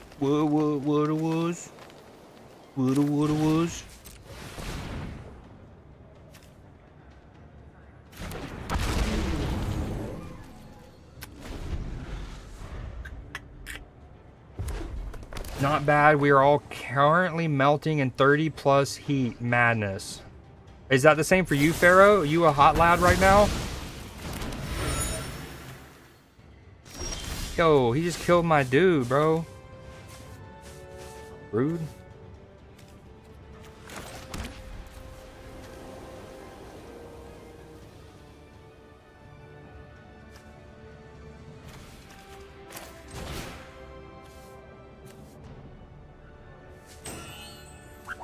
Wait, I don't have a dragon? Okay, since we have no dragon...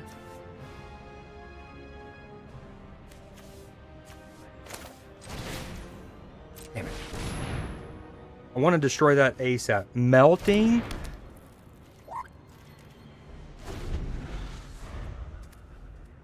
I feel bad for y'all. I know how it goes. The whole insulation thing and the AC, no, not many with AC units. Not supposed to get that hot. Oh, good strong play there from Ghana. Now they're running. This is another great sequence. This is what I mean. So if you want to call this parking the bus, that's such a sloppy doo-doo touch. No, his own teammate just blocked it. Okay, so much to digest there. One, England is so exposed on the counterattack. Whether Ghana's parking the bus or not, that doesn't matter. That's a completely fair challenge, by the way, on whoever, shoulder to shoulder all day. And then, who was that, by the way? Eze? Eze just got absolutely bodied. Great running. I actually think the Ghanaian player initially who won it off Eze should have carried the ball further and then release, because then you don't have to get the weight of pass as right for as long. But anyways, he tries to slip it by. It's a little overhit, but the Ghanaian player gets to it cleanly. Was it Semenyo? And then he has a poor sloppy doo-doo touch.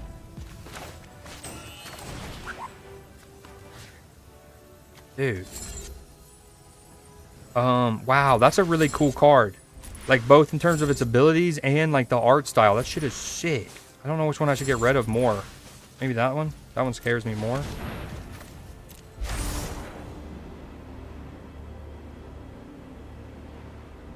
The sad thing is I'm missing one land drop again, or else I could play this. I just needed one extra land, and I could play this, and then that gives me 2 extra land. And then you're chilling for almost the rest of the game. Should we start it off for him?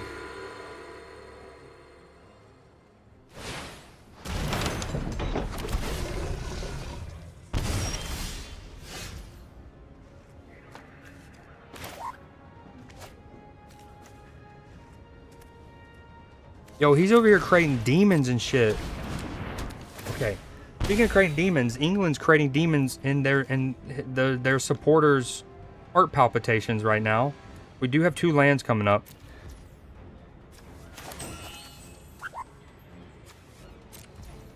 Yeah, this is no bueno from the lad.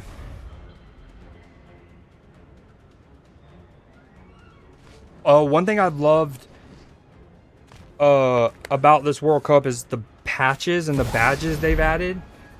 Yo, so this is that sequence again. Sloppy first touch. Great challenge in the end. I wouldn't say that's a foul either.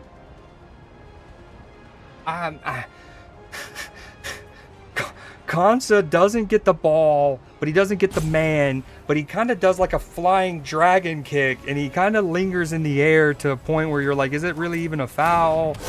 I mean, he levitated. It's supposed to be 39 here. Okay, what's the trick again to convert? Is it I double and then add 20, I think? Or, and then you obviously, if you're trying to go the other way, you half and minus 20. So like 39 would be 78, 98.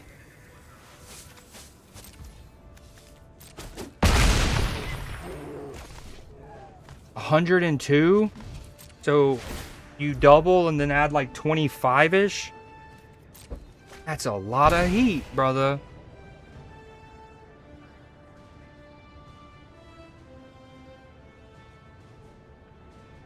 Kansa did almost give a pin. Looking back, that was a lot more reckless than I think anyone intended. But it's one of those where, like, I say this all the time. I don't know how much referees are supposed to factor this in, but true ball playing refs, I can't imagine they don't think of these things. But like when you see that Ghanaian player make like that first touch, and you can see the idea, right? He's trying to not only get that first touch to explode it out in front of him to then second touch to shoot, but he's also trying to bring it in a bit more centrally, and the touch isn't great, and the idea is greedy, right? Like if you're a forward there, you trying to bring that touch from your right hip across face is a greedy control. Yes, it's going to make your ultimate finish attempt significantly easier if you can get it off, right? But it's greedy because not only are you inviting the challenge from the recovering defender, you also invite the goalkeeper in to try to smother that. And if I'm a ref and I see that greedy touch that isn't a good one, I'm also giving the 50-50 to the defender there too, even if it looks like he's doing a flying dragon kick. Like as a forward there, that touch, you need to like keep that. If it's coming from the right, it needs to stay on the right side of you. You need to use your left side of your body to protect the ball, and then your first boom shoot. Anyways, like if I'm a ref, I'm like, dude, yeah, it might be a foul, but that touch was boo-boo. That touch was boo-boo.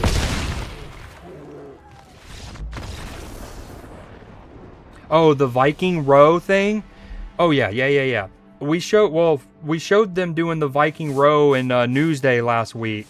And speaking of that, for Newsday this week, we have some more World Cup-based follow-up stories for you guys, which I'm super, super pumped for.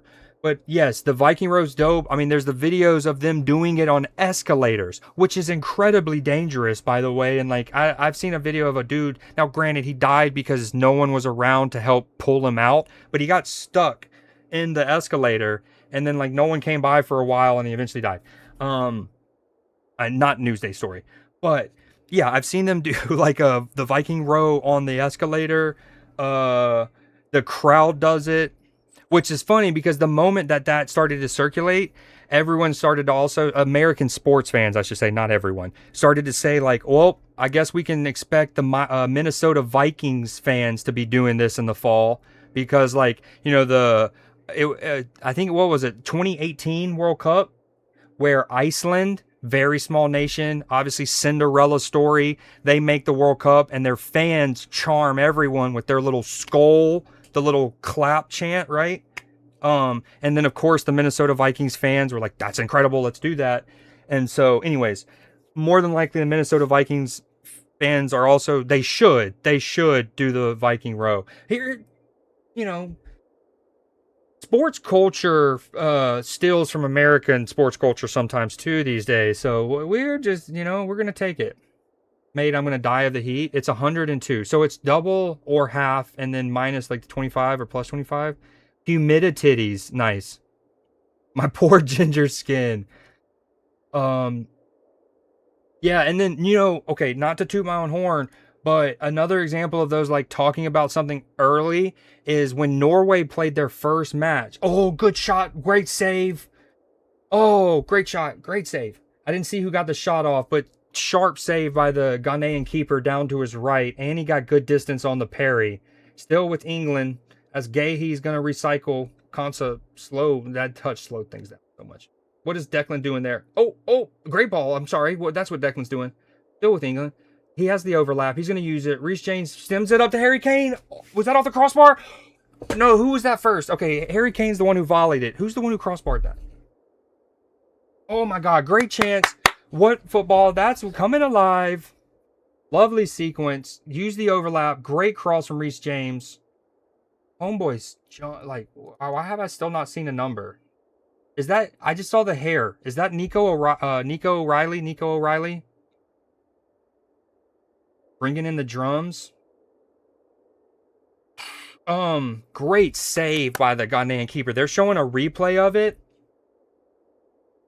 Yo, speaking of inverted wingers, y'all almost scored off of one right there. Bukayo Saka, left-footed player who plays predominantly on the right, comes in, gets a good shot. Not only is that down, which is tough, he has to play that off a short hop, which obviously makes it so much more difficult.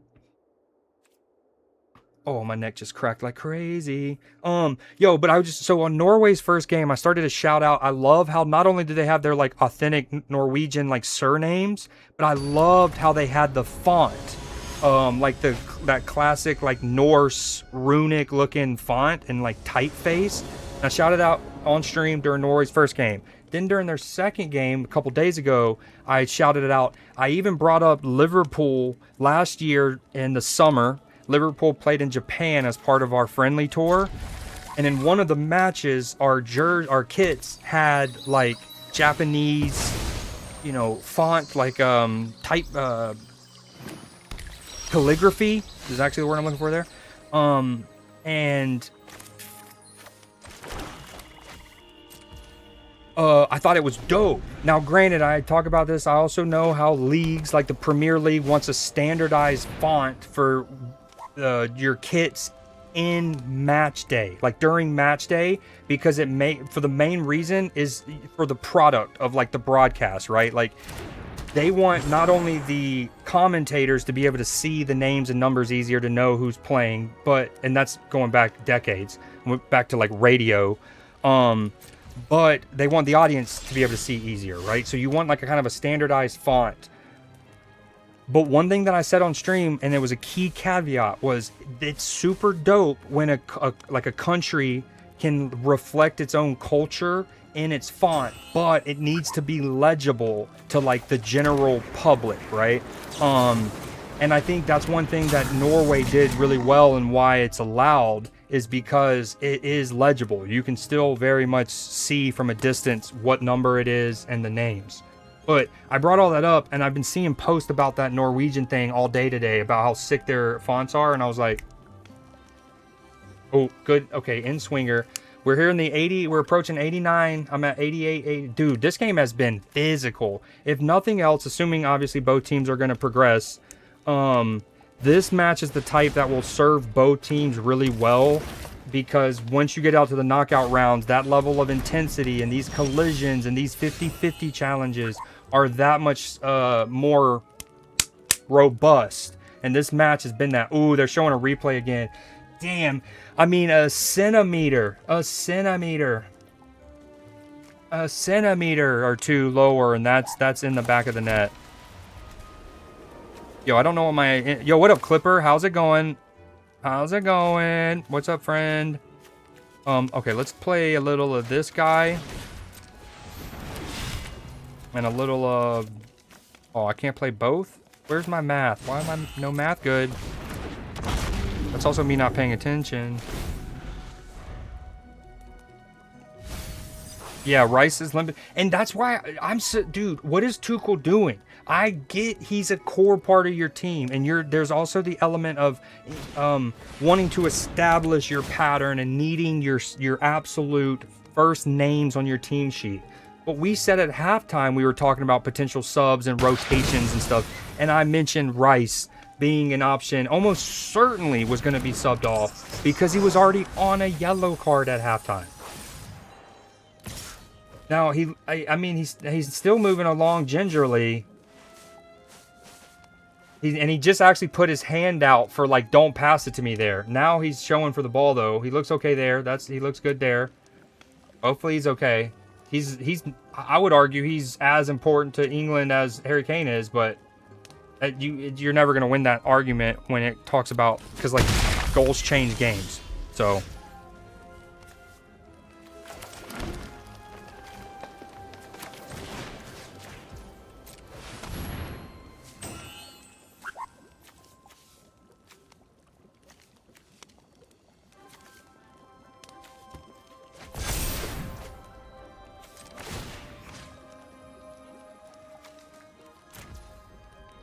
It's kind of a bummer the way my lands play out that I have 2 available, but I can't play leader's talent. I maybe should have...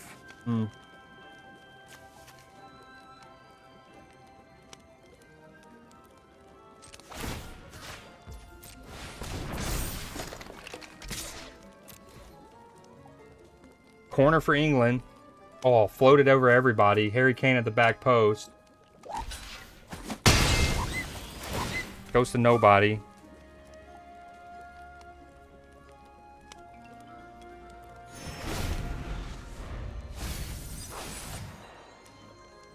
Yeah, this is definitely going to be my last Magic match because I want to eat a little bit before Newsday.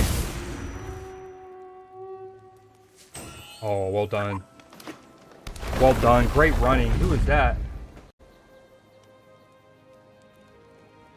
Was that Rogers?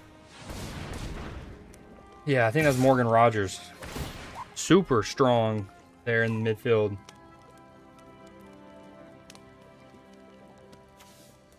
Talk about the concept of ball carriers a lot on this stream, and that was definitely an example of that.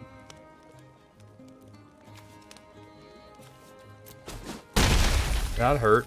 Come on, England, says Pharaoh. Declan taking the corner. Doesn't look to be limited. Damn, somebody leaped so well, but leaped so early. Okay, and still another corner for England here. Smooth operator.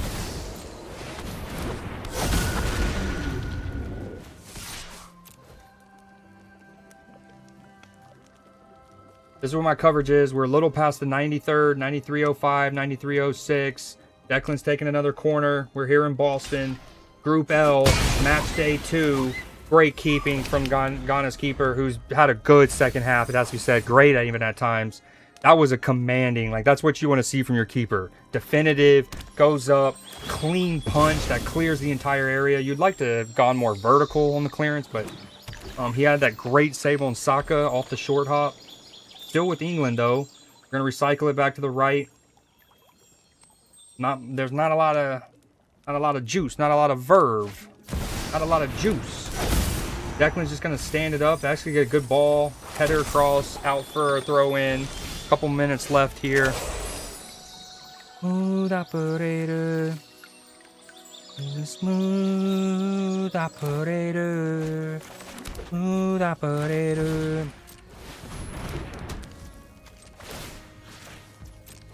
I like how this quintessential katana does, it like basically is an impromptu vigilance because it can be untapped if it does the damage.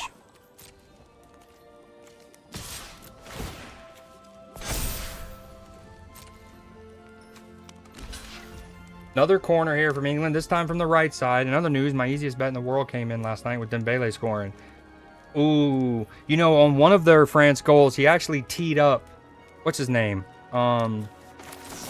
Mbappe, right? He could have had another. Dembele, no, I wouldn't say he could have had one because obviously defenders, goalkeeper around him after the error, and he plays the smart, like correct, right decision. But that was another unselfish moment.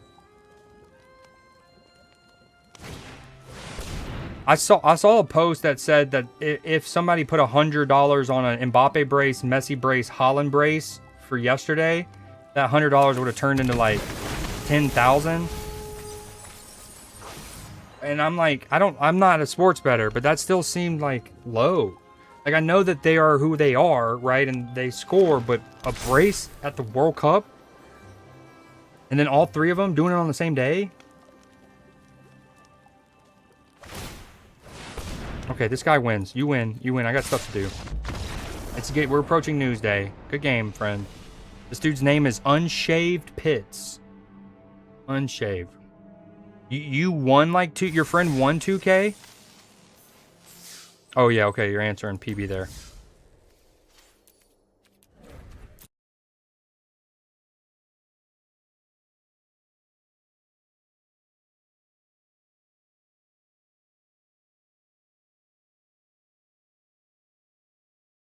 All right, we're approaching the end of what should be the 6 minutes.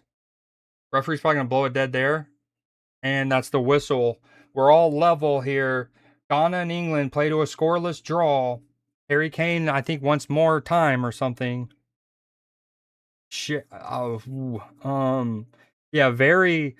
But again, it's what I will say for both sides. That is the kind of match it is actually very beneficial to have if you can have it, especially in what ultimately was a no stakes group stage match in a way, right? Being able to have a no stakes group stage match in the second that is that physical, that you know what I mean? When we all know that those are the kind of matches, and especially for large parts, you need to be able to play in matches like that for large portions of knockout round matches.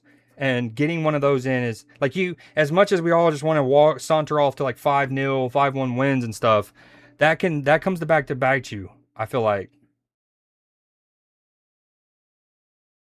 All right, Pharaoh. Yeah, we're about to go into Newsday. I'm gonna pull up last week's just to remind y'all some of the stories while I eat real quick. And then we will go from there.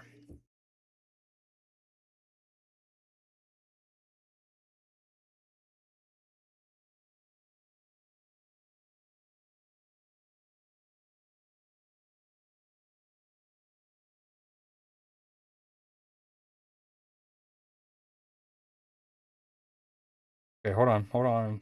We need to mute that. Put that. Okay, I'm gonna hold on. Is that working now? Yo, how about so the Cubs won a big one. Cubs won. Okay, what we have here is hold on. Just for like 2-3 minutes, we are gonna watch a little of last week's Newsday for any that might have missed it, or just as a memory jog, because some of the stories today are some follow-ups to those last week. Very World Cup heavy. Boom, boom. So give me just a couple minutes, and then we're gonna get into Newsday. On a big one last night, huh, Matchy? Norway's up 2-1. I appreciate the lurk, Becca. PCA hit for the cycle, and then he got picked off. I saw. The University of Kansas is at the heart of the international community. I'm Douglas County reporter Lily O'Shea Becker, and some students here loudly and proudly. The University of Kansas is at the heart of Lawrence's international community. Crap. Hold on. This is current creed. I forgot we had the accidental Speedy on there for a little too long. Hold on. Here we go. In the performance. The beautiful thing about music is such an international language, you Yeah. know? In Lawrence, Douglas County reporter Lily O'Shea Becker, KSHB 41 News. Okay. And then as you can see, you also have Scotland played in Foxborough at the Patriot Stadium, so they've been taking over Boston. We ran out of beer. That's my only complaint. Scottish fans are known for three things: their kilts, their chants, and their libations. Been drinking since, what day did I get up this morning? 1 o'clock in the morning I got up. That's when some fans began heading to the airport, bound for the U.S., bound for the World Cup. The pilot telling us when the beer ran out, he switched to wine. So I'm going to go and have a nice whiskey at my digs, and then I'm going to go out and hit the town. I'm going to find Cheers. That's what I want to do. I want to find Cheers. It's the spot where everyone I want to find named. Cheers. By the end of the weekend, Boston The will bar know from Scots, the TV show for the certainly by youngins. their attire. What's an airplane seat like in a kilt? It's a bit hot and sweaty. First on sale, they were about 1,200 quid. What a question, by the struggled to way. get into the States after their ESTA applications from approved to pending. Talking to some guys in the pub last night and they were all nervous too. There's been a lot on social media, a lot of people getting knocked back and not getting across and stuff, so it has been a bit of an eye-opener. Yeah. But we were worried, obviously, but we're here now, and I think that's us just about outside, so we're nearly out on American soil. Yeah. U.S. Customs and Border Whoa, Patrol how's that told not us a in foul statement, for in Iraq part, there? ESTAs are continuously vetted, and travelers must be complete and truthful. Failure to disclose arrests or convictions constitutes misrepresentation and can lead to an ESTA denial, revocation, or permanent bar from the U.S. Honestly, mate, I couldn't sleep. Now that they are here, it's a weight off their shoulders. Really want a pint, so food and drink, that's for sure. We ran out of beer. Okay. And then they were insane at Boston. They were so good. Like, everyone in Boston wants all of the Scottish fans to stay because they've just brought so much life to the city that we haven't really seen in a minute.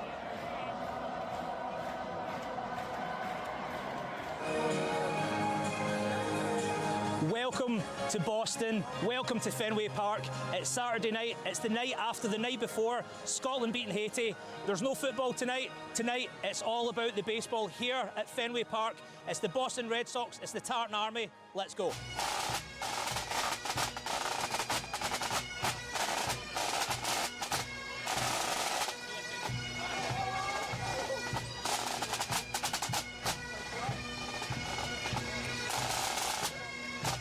Okay, I think the audio is good. Ooh. Dude, this is such a good match of football. Moose does look real good for Norway.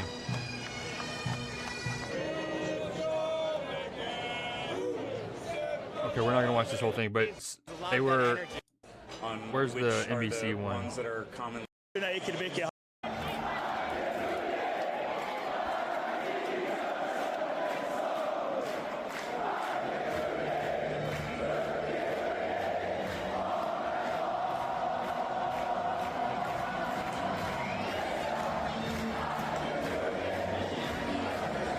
Yo, I got some bad news bears.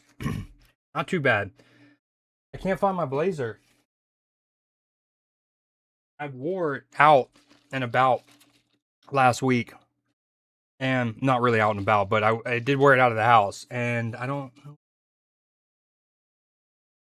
Imagine you were one of the, like, just a lad in Boston who had no idea that Scotland was playing in Boston and around this time, and you were just stoked that you were going to see Boston, nice, crisp, summer night on a Monday, and you were going to see the Red Sox, and it was like a lit middle June. You know, you're expecting the game to kind of just be middle June against the Rangers on a Monday, but it's just like going out the occasion, and then all of a sudden it's lit. Okay, honestly, I think it's out in the car. And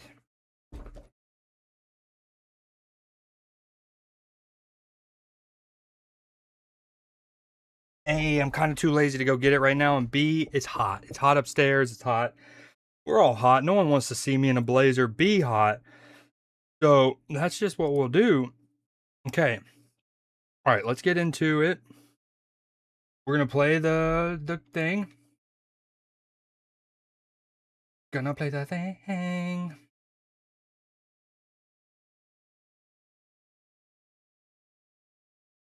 Welcome to Newsday, where ideally one story can restore your faith in humanity. I wish the ring had never come to me. I wish none of this had happened. Hope. Let me tell you something, my friend. Hope is a dangerous thing.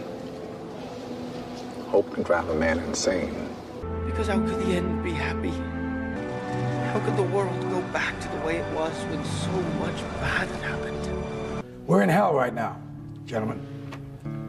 Believe me. Some believe there is nothing one man or one woman can do against the enormous array of the world's ills. Folk in those stories had lots of chances of turning back, only they didn't.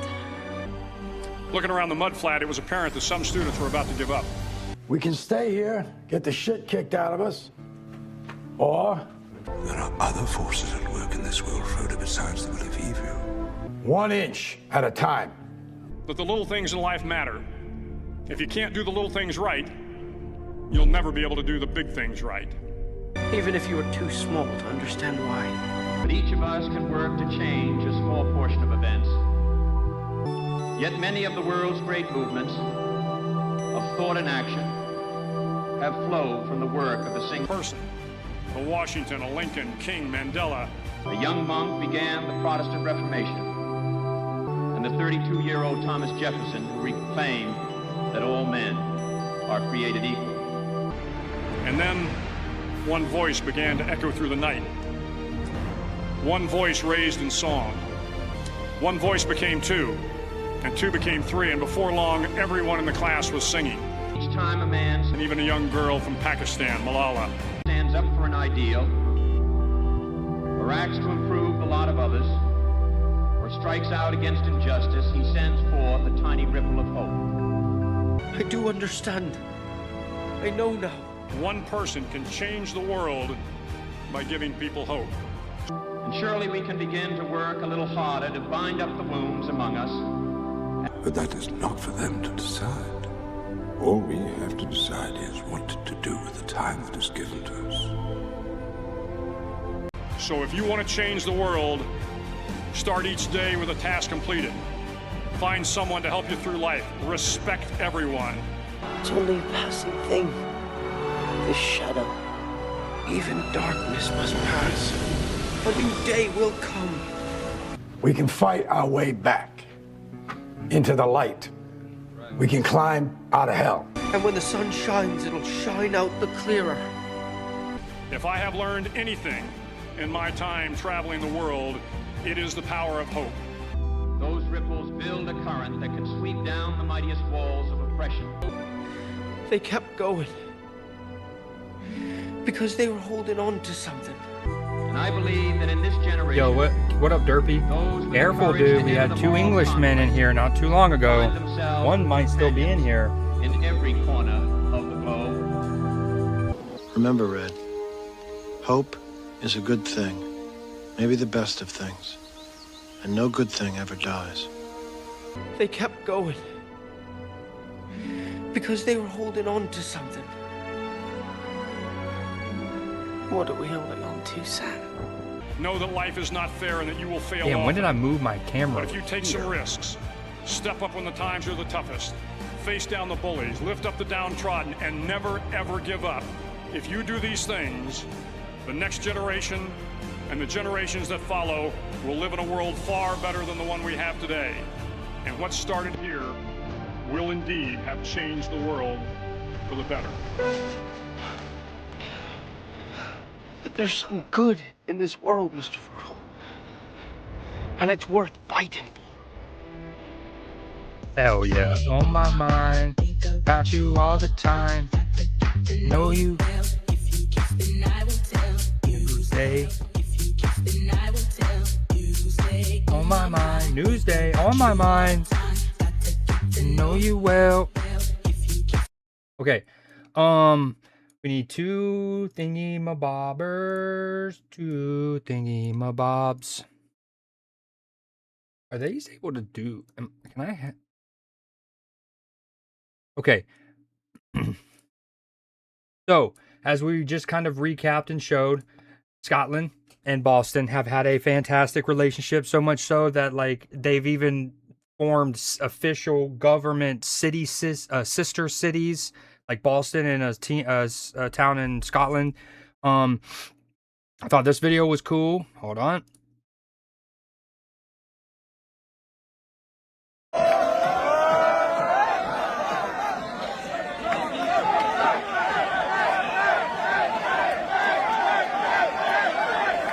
Playing keepy uppy and then them gassing him up.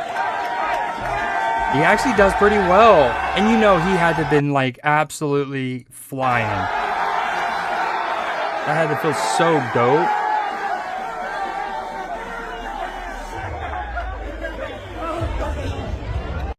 Okay. So wait, boom. And along those lines, Scotland and Boston Horizons for Homeless Children in Roxbury Tuesday.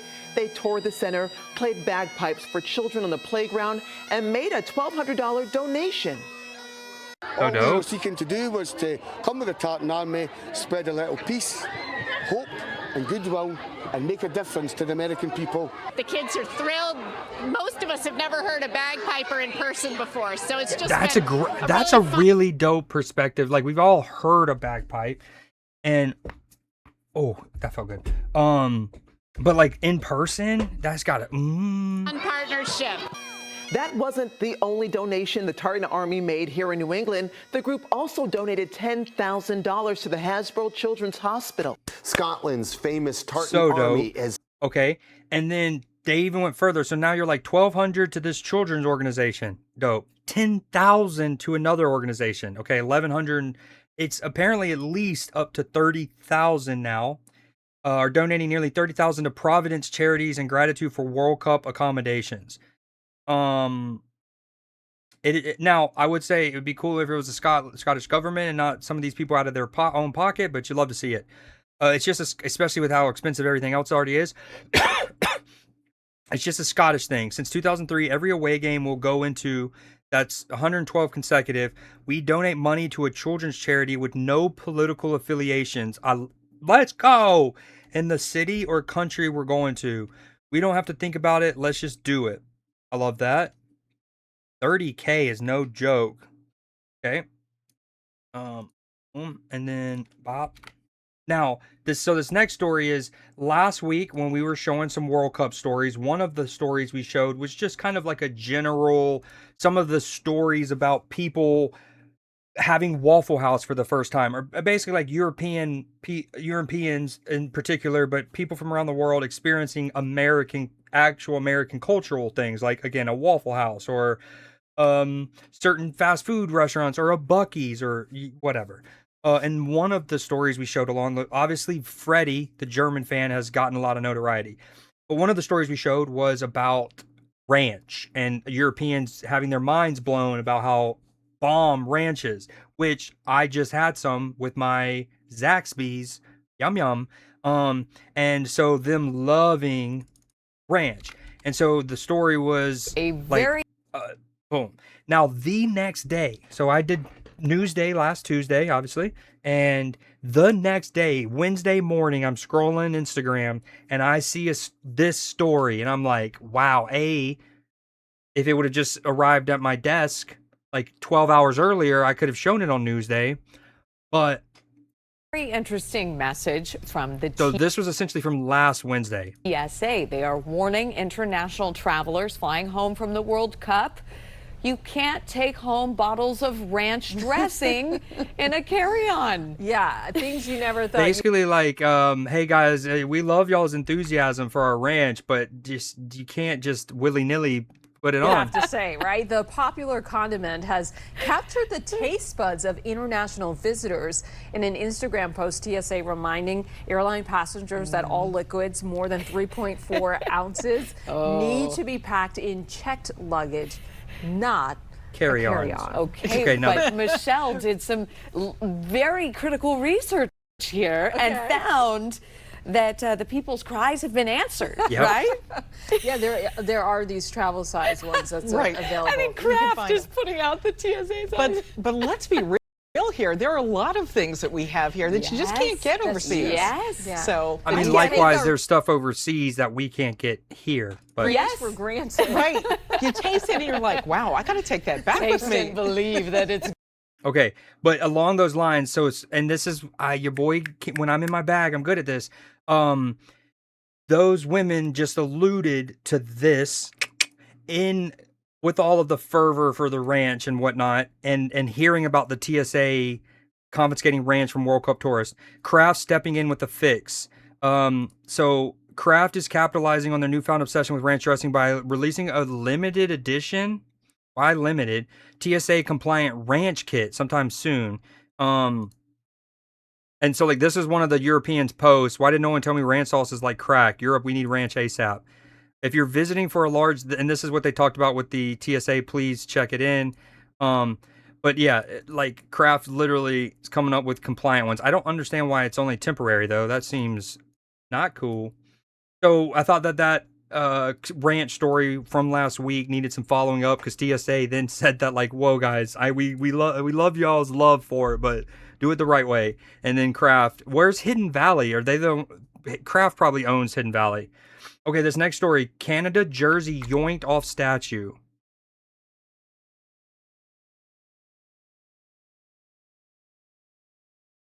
Like real chocolate. Yo, the latest. Well, hold on before we get into this one. While you're there, Clipper, can we get a delay check? Let me know when you're ready. Because at one point I lost some frames, not a lot. We're at 0.3%, so we're chilling. But what's I gonna say? All right, 38.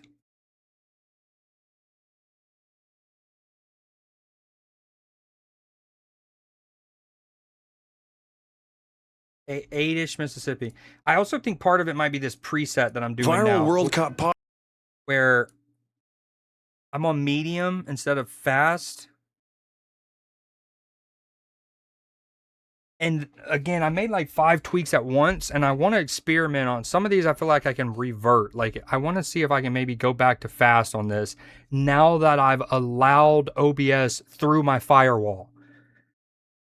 On this computer, I had never given OBS the permissions in my firewall settings to bypass stuff. And I think that alone has fixed a lot. We're going to try it. I don't think it'll fix the delay this stream, but for next one. Okay, locking it in. Pop-up is drawing crowds away from BC Place Vancouver. The amazing laughter sculpture, an icon of the West End, is now adorned with the jerseys of all the nations playing games here in Vancouver, from Australia to Belgium, Switzerland, New Zealand, Egypt, Qatar, and of course, Canada. Dude, all these represented. statues remind me of a scene from like a Studio Ghibli movie or something. This feels like something from Spirited Away. It's actually been kind of difficult to do the install because everyone wants to take photos at the same time. So, yeah. The installation has been an instant hit. That's great. So much so that some of it walked away within a day of going up. A Swiss scarf, some soccer balls, and the Canadian jersey all now replaced after being stolen. Unfortunately, I wasn't that surprised. Yeah, I was going to say, how are we surprised? It's not only a free Canada kit, not free, but you know what I mean? Like to them, they're like, oh, free, but it's a giant one, which is just funny and would go, especially like a frat house, like, you know, that kind of atmosphere, living room, you know, a man cave. Oh, it would go amazing on the wall. Not that I'm advocating stealing from public art. I just made another one. So, yeah, hopefully the next one, I think everyone's looking out for it a bit now, so hopefully the next one sticks around a bit longer. The West End BIA commissioned the art, and its director, Terry Smith, describes the timeline of the thefts as almost immediate. Dude, that was a great cut in. The way that he sets it up. Hopefully the next one sticks around a bit longer. The West End BIA commissioned the art, and its director, Terry Smith, describes the timeline of the thefts as almost immediate. But they weren't unexpected. Similar scenarios played out when the sculptures got wrapped up in the Canucks 2024 playoff run and the Taylor Swift Stadium Series. So they had some backup supplies prepared. Oh, they're used to this, dude. When events come to this city, these things get adorned. Swift Stadium Series. So they had some backup supplies prepared ahead of time. Smith says it's all part of making the neighborhood a World Cup destination. We are a little outside of that stadium zone, so we definitely need to give people reasons to make their way down here. Madeline Chaffee is the local textile artist who created the project. Dude, shout out her, and for her having like re-stitched these up. She says the response has been fantastic, which is especially rewarding given some of the unique challenges it posed. I was working with a sewing pattern based for humans. And these guys have abnormal, like they don't have normal human proportions. Like, for example, they have incredibly broad shoulders. Look at that. That's great. And very big necks. I'm so, I mean, as you would. Example, like, I think we all collectively would have been pretty upset with her if at no point she at least tried this on. The broad shoulders and very big necks. So good. It's brilliant. Fantastic. This group says they took a FIFA tour around the city, culminating in okay, I do think it's funny that Qatar and Egypt are the two doing the like high school MySpace photo pose. Visit to the Laughing Men. She just dropped us off, and I'm like, what is this? And Look at Egypt and Qatar. Amazing. I love the installation and how You're probably like, why Vancouver us? Why do we really have to do that? embraces a global sport. It's almost that feeling that we had when the Olympics are coming. Yes. Yeah. With the world descending on Vancouver, those behind the installation are hoping that from now on, the only thing fans take home is a great photo. Jack Rabb, City News, Vancouver. Dude, shout out the lady who stitched up the kits, though, dude. Okay, we have some more World Cup stories because, I mean, this is, why not? I mean, my home country is getting a chance to host the World Cup for the first time in 30 years. It's my tie for my favorite sport. We're getting this cool cross-cultural stuff. I'm milking it. Last week, another one of the stories we showed were Japan fans, and like South Korean fans in Mexico, Japan fans in Texas, but this is them in Mexico. Look how cool this is. He's got a gold chain on. I love it.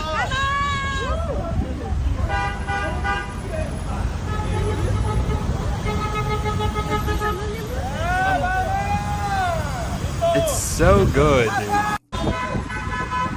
The gold chain, the pickup truck, the riding 8 deep.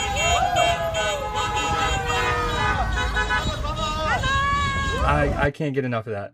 Okay, one more from Japan's fans, Japans.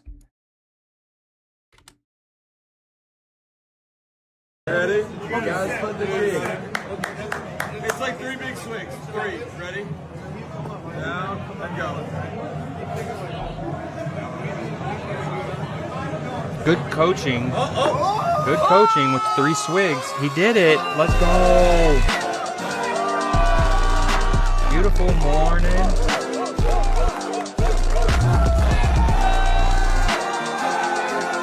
I don't like this trap remix, whatever that is.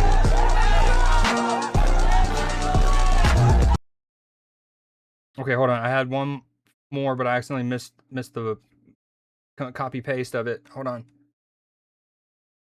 We missed the copy paste of it. Okay, we'll have to come back.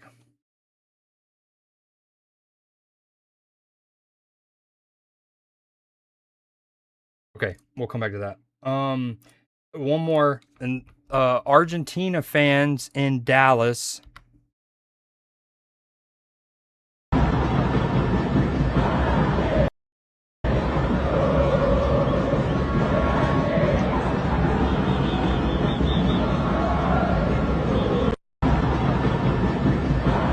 Okay, a lot of them. Wait, give me 1 second. Pivoting. So we're gonna step away from the World Cup stories for now. Actually, no, I want to find that one that I wanted to show before I fully move away from it. Okay, although I was alluding to this earlier when I was talking with Becca in chat, but this is another example. You know, yesterday I went off on, I had a whole little spiel about the Norwegian font and like typeface on their kits, and I brought up Liverpool last summer in Japan, and then this is a whole post on it. And again, I stress the key is making sure there's legibility, and that's not even like a xenophobic thing. That's like a production quality thing when you're talking about an entertainment product. And yeah, this is a whole little story on it. And apparently something I didn't know was they used it back in 2024, but the font, however, it was barely legible, which led to a ban, and they couldn't, the readability regulations. But Nike brought it back, cleaned it up, maybe made it less accurate a bit, but made it more legible. Ooh. And again, when I said, I was like, I would love to see others. I think the first time I mentioned this a week ago, I was like, dude, imagine like Egypt or Mexico, and like I was like, Mexican has like the Aztec, they already have the designs in the kit. Imagine they went with the font. Ooh, it would be so sick. Okay, anyways, that's not what I wanted to show, but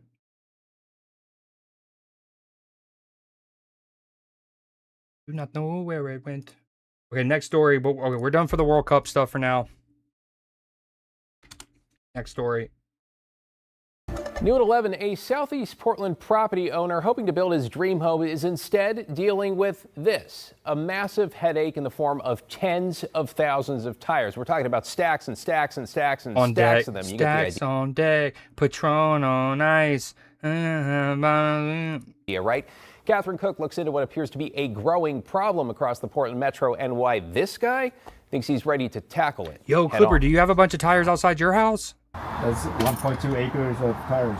Contran says none of... Okay, as somebody who's cut, like, just in the last couple of days, about 3 acres worth of property, 1.2 acres of tires? This also looks something out of, like, a True Detective Season 1 scene. This is Carcosa. 75,000 of them are his. He says they were just dumped here over the last 2 months. Then you start going through all the way in the back. Tran bought this property off Southeast 174th and Powell in April. Back then, he says around 50 tires were here. A mess he told the seller he'd clean up. I didn't know it become like an ocean of tires. I don't think you've cleaned it up, sir. And discovered this ocean of tires last week when he returned with a contractor ready to build his dream home. What? A dream now postponed. I'm not giving up. No way. No way. No way I'm giving up because this is my home. Southeast Other Portland, people it's dumped it? my home. It's sad. Sarah Robertson. That's a beautiful property. Was. And her husband Jim live next door. I couldn't believe it. Jim says things got really bad in May. I saw U-Haul trucks and I saw a cube van. Okay, obviously I haven't seen this. Is that like, do landfills or like, has our government secretly been just dumping U-Haul trucks worth of tires on properties that they presume are like derelict and no one like, you know what I mean, they're not going to come back to? Come and just drop them off. Trucks and trucks and trucks. A couple of days sometimes. Jim says he called the sheriff's office but was told they couldn't help since the problem was on private property. Since then, It's because it's Tran a government cover-up. Both This the is something they've been doing for decades. sheriff's office and Metro have stepped up. Both agencies telling KGW they're investigating the illegal dump. That's why I'm not afraid anymore. That's why I think that we can do this together. A spokesperson for Metro says while their RID patrol doesn't clean up messes on private property like Tran's, illegal tire dumps are a growing problem. Since January, Metro says they've cleaned up 14,000 tires dumped on public property all across Portland at taxpayers' expense. This person that's doing this has to be found and deeply fined. As Tran waits for justice, he feels more like part of the solution than a victim. The more I think about this, the more I say That's a great I might be the mindset. right guy W. to Tran. take on this challenge, you know. Hard to believe all of this. Dude, imagine buying a place and they're like, yeah, we got some tires, and you have like 50, and you're like, all right, I'm going to clean it up, and then I'm going to come back in a couple months and build a dream property. You come back and there are 10,000 of them. I wonder if, again, like, did they see the 50 and we're like, oh, this must be a tire dumping place. We're going to dump ours. All of this, Tran and his wife are expecting a baby this month. They set up a GoFundMe to help with the cost of removing tires from their property, hoping for some kind of legal recourse if investigators actually uncover what's going on. Or what if Tran, while away those months, set up a company to dump the tires, knowing he'll then set up a GoFundMe? I cannot get over the sheer number of tires on his lot. It's like absolutely mind-blowing. Quick question before we let you go. You mentioned Metro said this is widespread, so is there anything we can all do to help here? Absolutely. In fact, Metro really wants the public to step up. They're asking people to file a report online if they see illegal dumps, including tires. It just takes a couple of minutes, and you can go right on the internet and take care of it. Yeah, longer than it takes to dump all those tires. You really feel for him. Thanks, Catherine. Wow. Wow. Okay, next story. Vroom vroom beach chair. Man.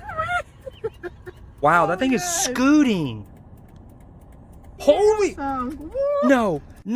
Okay, so first off, motorized beach chair. We've shown a couple motorized funny things. A couple months ago, we showed those kids at Purdue, I believe it was. They had a motorized couch they made. that they use to get around campus, supposedly.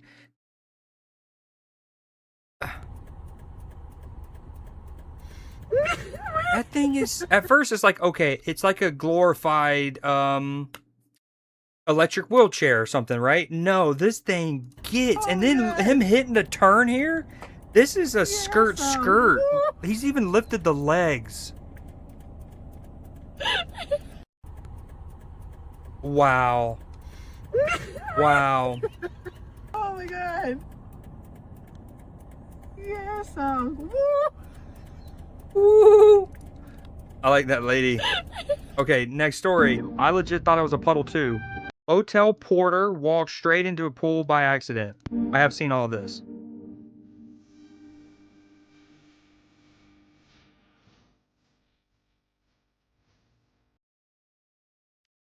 I mean, again, that looks like it's all just concrete. And then that's just like a puddle. Damn, dude. Poor guy. I hope he's okay. All right, this is kind of a World Cup story, but this one's a cute one. Uzbek kid. It was sad because Colombia had scored.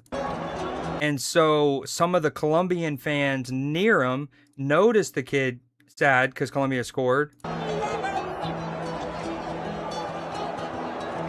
And they start like doing the Uzbek chant, I think.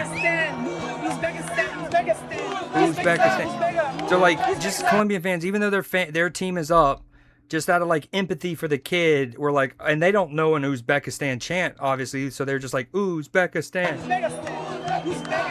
So dope. Dude,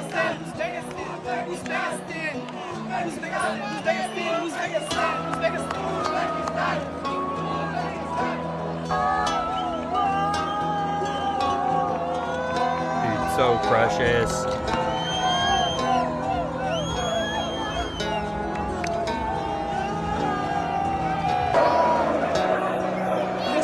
Uzbekistan. Okay. Now we're gonna go into our very brief this week animal section, and the first story is about a wiener dog who he stuns crowd with 4 foot 7 inch leap in the pool. Oh, look at the propulsion from the lad. Great kickoff. Hold on, let's go back. Sorry, no, not on my DMCA watch. Look at the leap. I mean, what? Ooh, uncorks himself. Look at that. Bloop. Bloop. That's amazing. Okay, next one. Larry the Cat of Downing Street. Yep, that Downing Street.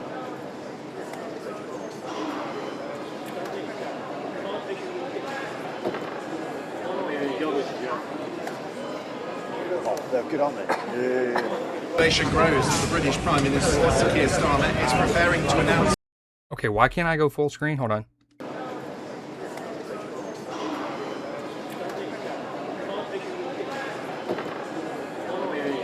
Apparently, this cat has served 6 British prime ministers. For those that don't know, 10 Downing Street is the residence of the British prime minister. Kind of like ours, what is it, 1600? 1600 Pennsylvania Avenue is where our president stays. They're good, aren't they? Nation grows as the British Prime Minister Keir Starmer is preparing to announce his resignation, possibly as early as this morning. Larry the Cat remains calm as Downing Street awaits like a potential prime minister change. Look at him just chilling. He's like, let me in. With Johnson, social media. Let me in. Thank you, guys.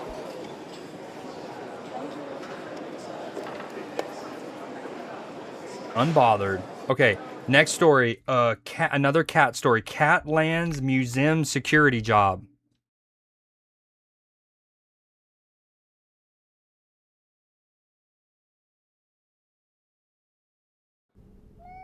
As we kick off Take Your Pet to Work Week. You gonna do it? You gonna jump?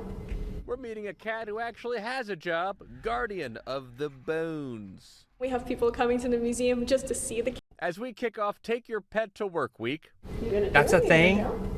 We're meeting a cat who actually has a job, guardian of the bones. We have people coming to the museum just to see the cat. We have people that come to the museum not even knowing that we have a cat. His name is Bone Jovi, and he's in charge of security here at the Bone Museum in Brooklyn. As he Hence, now should dated be. As he should be. His name is Bone Jovi. Medical bone trade. This establishment is home to That's the- also funny because we were just talking about Bon Jovi last night. Someone came in chat and said it, and then I went on the whole, what about his son, Jake Bobby Brown or whatever? largest displayed collection of human remains on the East Coast, and Chief Jovi makes sure no intruders go near it. Not the microphone wire. No, Bone, please. Not even an evil microphone cord. Over the past year, Bon Jovi has become a bit of a celebrity with the museum's millions of followers on social media after he was adopted from Best Friends Animal Society during an adoption event. Wait a minute. Wait a minute. They have a whole like segment on giganticism, After but he hold was on. They did a competition, Draw Bon Jovi. Draw Bon Jovi, and some of these are good.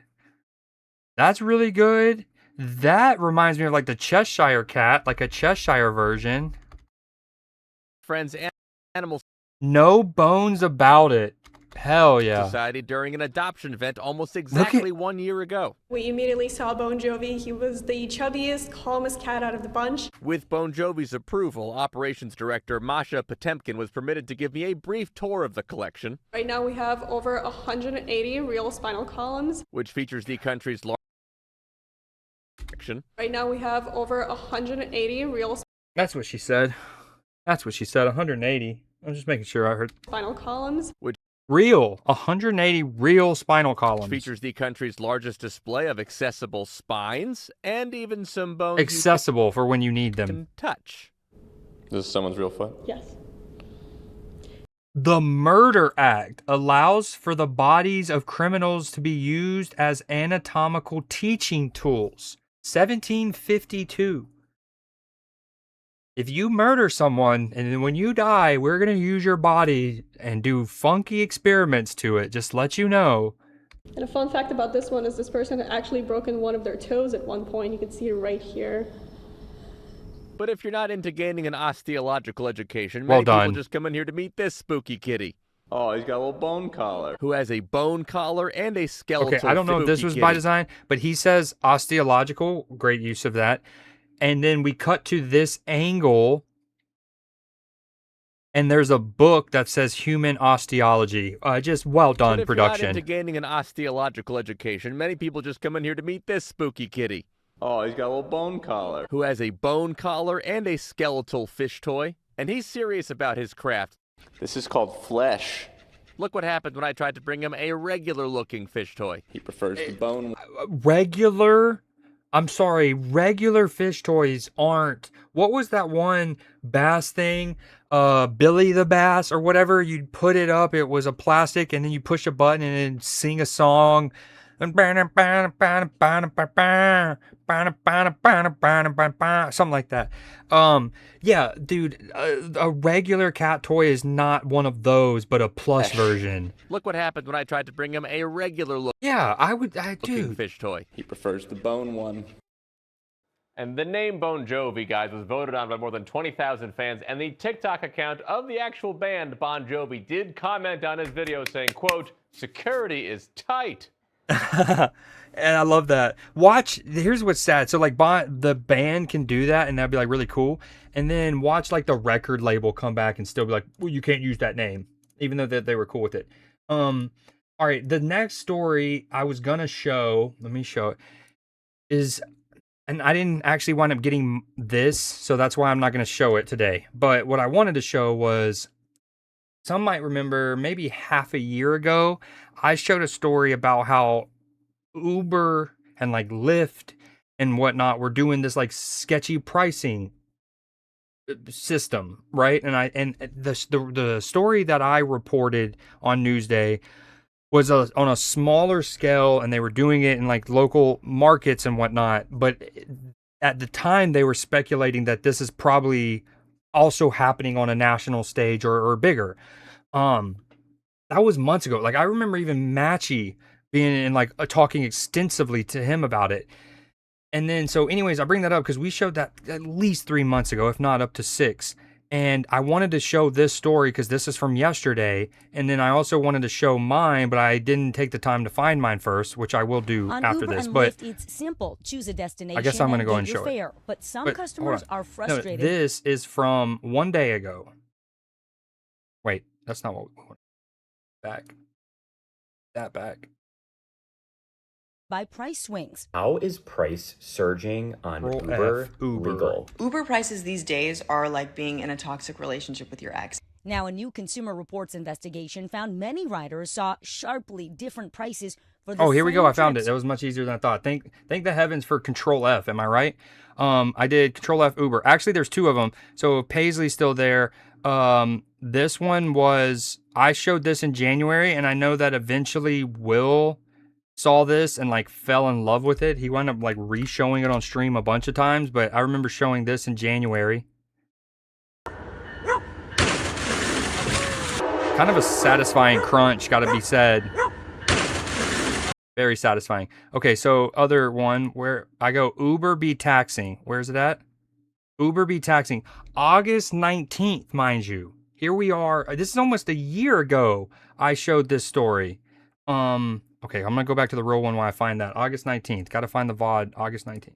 Requested at the same time. Median difference between the lowest and the highest price groups was 50%. So in some cases, you might be charged $100. I'd be charged $50. That's right. Reporter Derek Kravitz says 174 volunteers across 18 states checked fares on hundreds of rides. In Austin, Texas, prices range from $25 to $65 for the same route ordered at the same time, a 160% difference. That's Uber insane. and Lyft have long used surge pricing, changing fares based on demand, driver availability, and traffic. We need But August these 19th. findings raise questions about whether these apps are using personalized or surveillance pricing, setting unique prices for each customer based on their personal data. We found that they have the capabilities to look at a lot of different things, namely how you interact with the app, how accurately or fast you type an address, and whether or not you're going to a daycare to pick up a child and you're a little bit late and it's a hot summer day. Data, he says, could help companies Yo, what up, estimate how Kiki? much a customer is willing to pay. More, dude, don't. We're not doing that. We're not doing that. Okay, I found it. So again, this is insane. Look at this. August 19th, we showed this story. So almost a full year ago. 2 academic studies from Columbia and Oxford have now confirmed that Uber used algorithmic wage discrimination to raise fares and diminish drivers' pay on billions of rides in order to boost profits. We ran an experiment with 7 Uber drivers in one room, and we saw exactly how Uber and Lyft are using algorithms to rip off drivers and make as much profit as possible. Okay, so we get it. Boom, cool, Creed. You were ahead of it. I'm not even. Look at this. This was Perfect Union posted this in July of last year. I showed it in August of last year, right? And then the Today Show is doing this a day ago. Now, granted, when you're a social media account or you're a Creed here on Twitch for doing Newsday, you're more likely to not vet stories as extensively as the Today Show, understandably, but it's kind of wicked. It's like 10, 11 months for this story to go nationwide. But anyways, I'm not going to show the rest of that because it's not entirely a Newsday story, but I will post the link in chat. Yo, what up, Alex? Had one of those fish wall things, the tail and head move. That is not what it sounded like. A, welcome in, Alex. B, I agree to disagree. I think I nailed it. I thought that was exactly how they sounded. And then B, can we remind me what they were called? What are they called? Are they Billy? Was Billy involved? Billy the fish. What are the? Okay, hold on. Bass fish wall singing thing. Big mouth Billy Bass. That's what. There they are.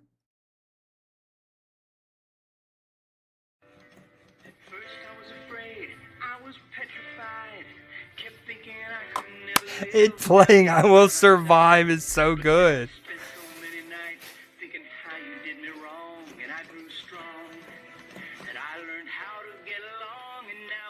Okay, so good. Okay. Ooh, that's a lot to digest. So, anyways, we wanted to show that because, yes, Newsday covered that last August. That Uber and Lyft have sketchy pricing and they adjust things, and it's very, very fishy. All right, next story. Back on Newsday, 10,000 pounds of fireworks seized.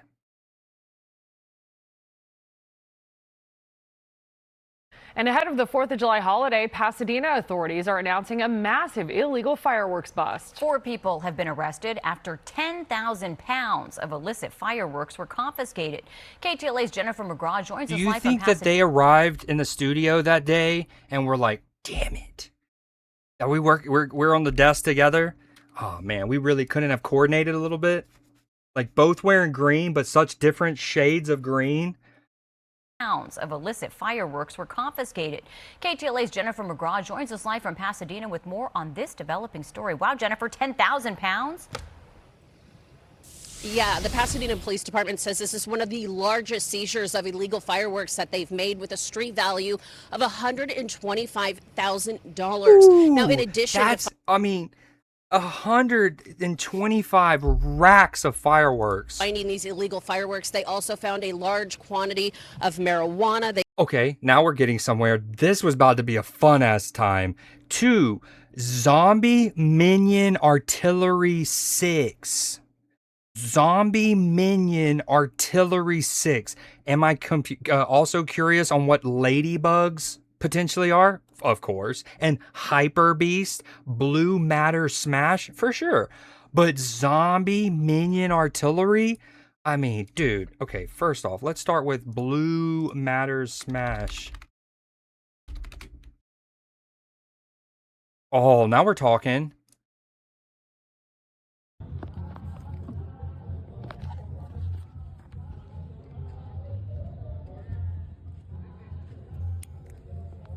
May reignite. Soak with water after use.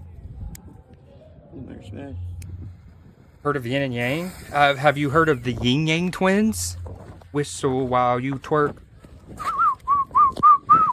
And get that thing started. Okay, anyways. Go away. Go away, Paul Symbol. Go away. Oh my god.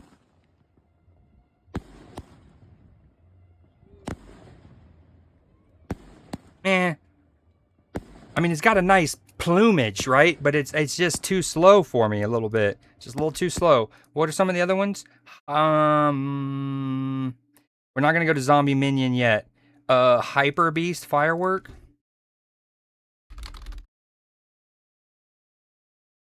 This is the research that we do here on Newsday.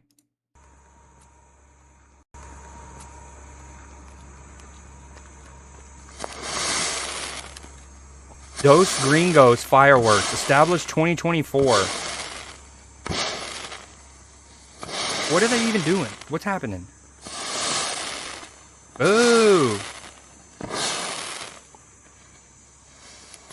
Oh, here we go.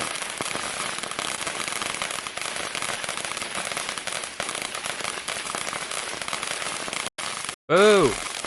Okay, now it's for the real one. Zombie Minion Artillery 6.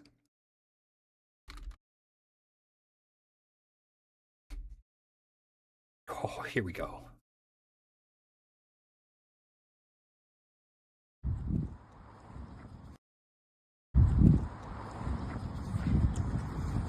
In the daytime? Back further.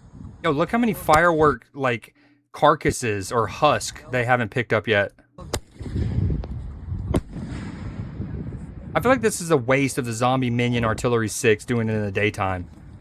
Dude, boo. Boo. Boo.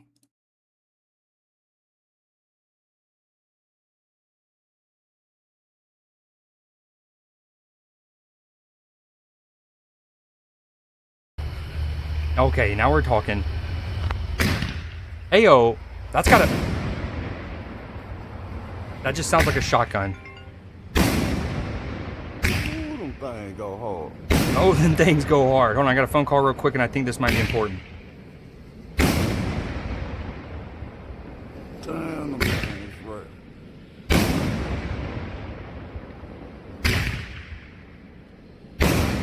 Update, not important. Bam. Zombie minions. Zombie minions. Okay. None of these seem like they should add up to, I mean, I guess there's 10,000 of them, but that's They a lot found a of handgun fireworks. and also made 4 arrests. They say this is an extensive investigation that led them to discover the illegal explosive fireworks being stored at this location, intended for distribution in the Los Angeles and San Gabriel Valley cities. Due to homemade explosives being located during the execution of the warrant, LASD bomb squad also responding to collect the explosive devices. This investigation is ongoing and is believed to be related to a criminal street gang enterprise which smuggles Wow. fireworks from the state of Nevada. Noted. Now, officials are also saying it's important to crack down on this illegal activity considering this time of year.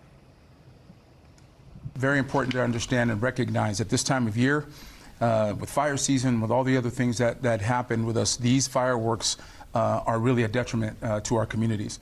And it is because Yeah, that's kind of reckless. Just having 10, it's like having a recklessly placed artillery or munitions back in like the 1700s or something. Like one hot day, one misplaced match, and the whole thing goes alight efforts and ablaze. And then California, and you have And your the fire chief here in wildfires. Pasadena. That's spooky. Okay, so this next story is a recurring theme.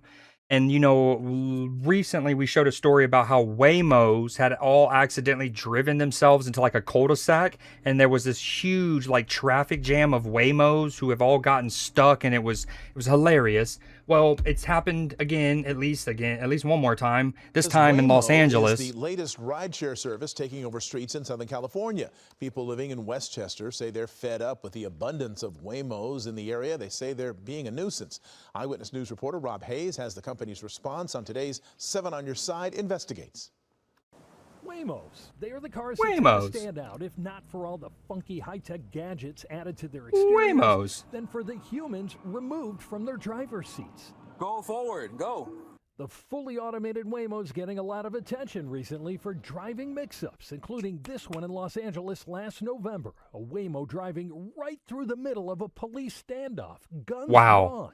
But while Waymo professes that the future is here, some Westchester residents say the nuisance is here. So it was just kind of sort of coming to this spot over and over and over again, right?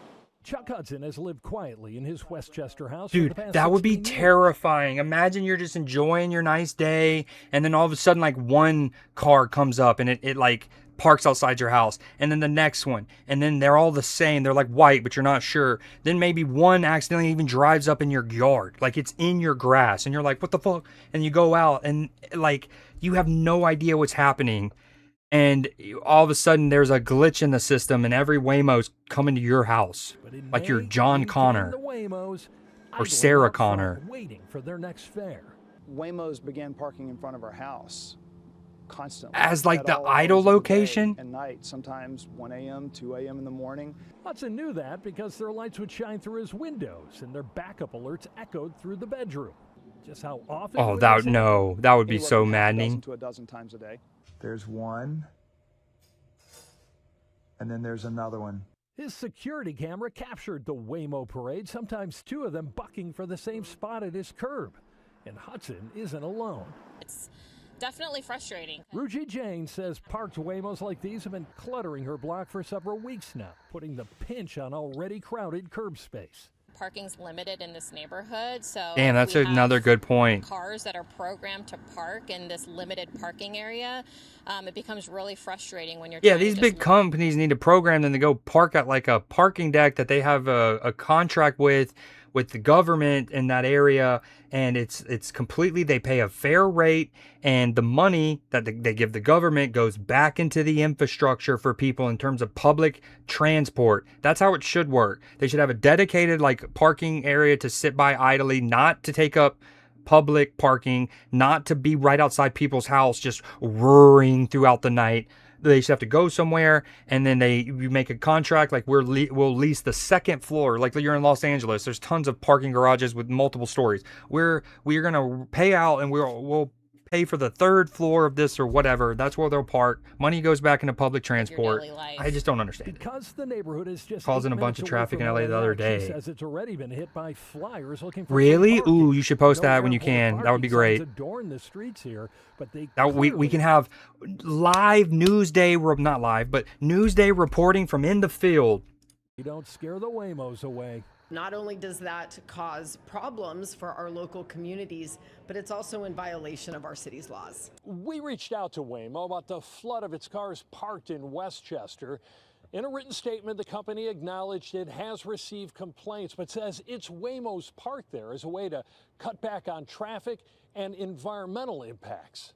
Yeah, we all agree we don't want them just driving around in figure eights and doing circles while they wait for their next car. We all agree environmentally, yes. But then just go park somewhere, but not in like a public street. Helps us to reduce congestion and conserve energy while ensuring that riders have faster access to transportation. Studies have shown these strategies, specifically on-street parking, are vital to reducing empty autonomous vehicle miles. And there are some Westchester residents who say they don't mind the Waymos and their frequent visits. Oh, here comes another one. That's a good, I like that too. Generally a spot on the corner that they stop. Usually they're in and out. As for Hudson, after weeks of Waymos littering his curbs, his calls to the company and Councilmember Park paid off. Waymo told him they would no longer stage on his block. But as we saw just last week, other Westchester blocks were still fair game.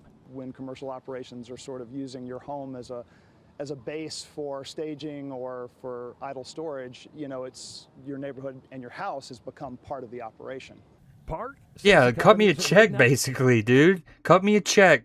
To stage its cars in Westchester anymore, and she wants to hear if they're parking in any neighborhoods. The cutting-edge autonomous cars, she says, are welcome on the roads, but she and so many homeowners want to see way less Waymos on the wayside. Oh, here at Newsday, we love a couple things. We love to look at the backgrounds, which we'll get to here in a couple minutes, of a news studio and how they have the backgrounds. We love a good sign-off line. We love a good pun. Way less Waymos. Waymos on the way. So many homeowners want to see way less Waymos on the wayside. That's so good. On the wayside. In Westchester, Rob Hayes, ABC 7 Eyewitness News. Okay, nice. All right, next story. We're entering our marketing/sports section of Newsday here. For those familiar with the College World Series in baseball, there is a tradition where one of the bars in Omaha has a Jell-O shot challenge. And so for all of the fans from the various schools that make the World Series each year, all their fans, when they go and order a Jell-O shot, they'll like ask, who are you with? And they count them up, right? And so it's kind of like a point of pride almost of like being the fan base that has consumed the most Jell-O shots, right? Well, this year, West Virginia made, I think, their first ever College World Series, or at least their first one in a long time. And I think. But anyways, regardless, look at the gap difference. I don't know why it's not letting me go full screen here, you know, YOLO. But look, so my Georgia Bulldogs, 5,700. You got 8,300. Oklahoma, and now, of course, if you go further in the tournament and you're not eliminated quickly, that can help. But it looks like Oklahoma might have 11,000 is second place. Oklahoma, 11,700. West Virginia is up there with 28,000. I don't know what the all-time record is for one fan base in 1 year, but geez.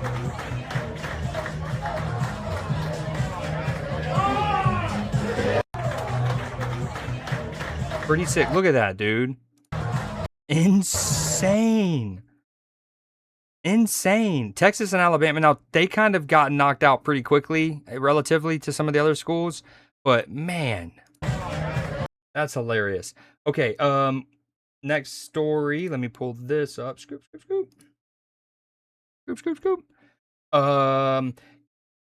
Okay, if you like bowling, look at this. This says, I would have gotten banned from the bowling alley if my son did this. So he's got what looks to be what is that? A 7, 10, and 5. 1, 2, 3, 4. I think this is like 7, 5, 10 split here. And the rowdiest thing, obviously this is a short. I've seen all of this. The sickest thing is not, I mean, there's a lot sick, but it's the fact that little homie knew it. He felt it. He knew it. As soon, like, before it even hits the pins, he's wheeling away like, this has a chance. This has a chance. Bro, so fire. This is aura. This is, watch him wheel away. Watch him wheel away. Look, he knows it. He feels it. He needs it to hit he wants to hit the left side of this front pin, using the pin to go into the 10 pin, and then the momentum of the ball to carry into the 7. Elite. I mean, the form is incredible. The toe point, the strut. He knows it. He likes it. Dude, it's one of my favorites I've ever shown. I love it. Okay, next one. Houston makes light of mountains. So again, in Newsday, we like to look at the news programs like backgrounds. Like a couple of minutes ago at the Los Angeles story, they had a Los Angeles one. So here, this is the BBC's World Cup coverage, okay? So if you're over there in England and you're watching their World Cup coverage, this is BBC Sport and their panel, and they're in a studio and they're using one of those LED screens to kind of render the background, right? Like a lot of studios do these days. And because this match was in Houston, they wanted to render what they thought was like Houston's skyline. Now, I've never been to Houston. I've never been to Texas.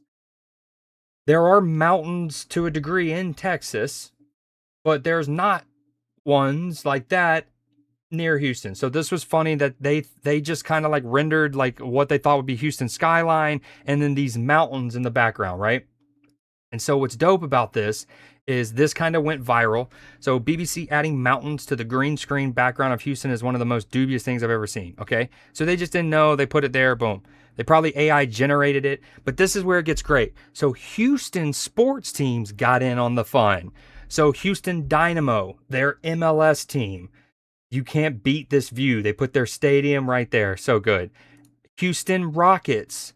Just a beautiful day in the Houston Alps. Greetings from Houston, and then the mountains in the background. So y'all know me. I love marketing. I love the like simulated background conversation going back to stagecraft and how that's used in like Mandalorian and stuff.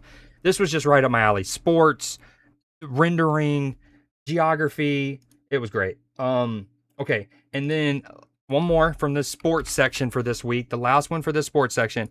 You'll never guess who's singing the national anthem. Highlights flash gleaming, whose broad stripes and bright stars through the perilous fight o'er the ramparts we watched were so gallantly streamed. I don't think y'all are ready for it. Oh, I mean, the comments kind of spoil it. Damn it. Oh, well. And the rockets red glare, the bombs bursting in. Ronald freaking McDonald singing the national anthem. Insane. Okay, I think I only have one more Instagram story, so we're going to show this one next first. So we're done with the sports section. We're going to enter into the movies/games section that I'm looking forward to. And so this next one, if you're there, Clipper and Paisley, I think this might interest y'all. Y'all like these kind of games like I do. But this is a story or a quick little post on 5 games that are kind of like Balatro, in the sense that, you know, like Balatro is obviously like 5-card what is it called? 5-card poker, 5-card stud, whatever. But with like in a roguelite, well, in that capacity, hold on. Poker and put crack in it. These 5 games did the exact same poker and put crack in it? These 5 games did the exact same thing, just with other well-known classics. And they are just as concerningly addictive. Black Jacket is a blackjack roguelite that dropped this week. Just like normal blackjack, the name of the game is to play cards to make 21. But of course, card abilities, combos, artifacts, even cheating strategies crank this up to 11. And it's all in the name of gambling yourself out of hell. Gambonanza is a chess roguelite. Okay, hold on. The first one was called Black Jacket.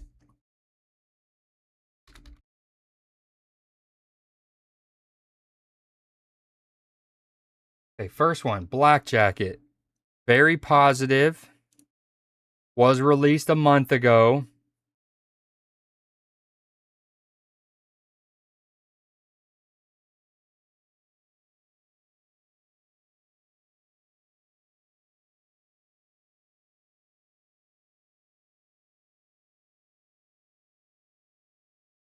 That's interesting, dude. Having the cards that could drain the dealer in this instance is pretty interesting. I'm going to copy its link to in Steam page. That's Black Jacket. Okay. And then we got Gambonanza, a chess one. Gambonanza. Also $15. Mostly positive. This one's a chess-based one. This one's already on my wish list, apparently.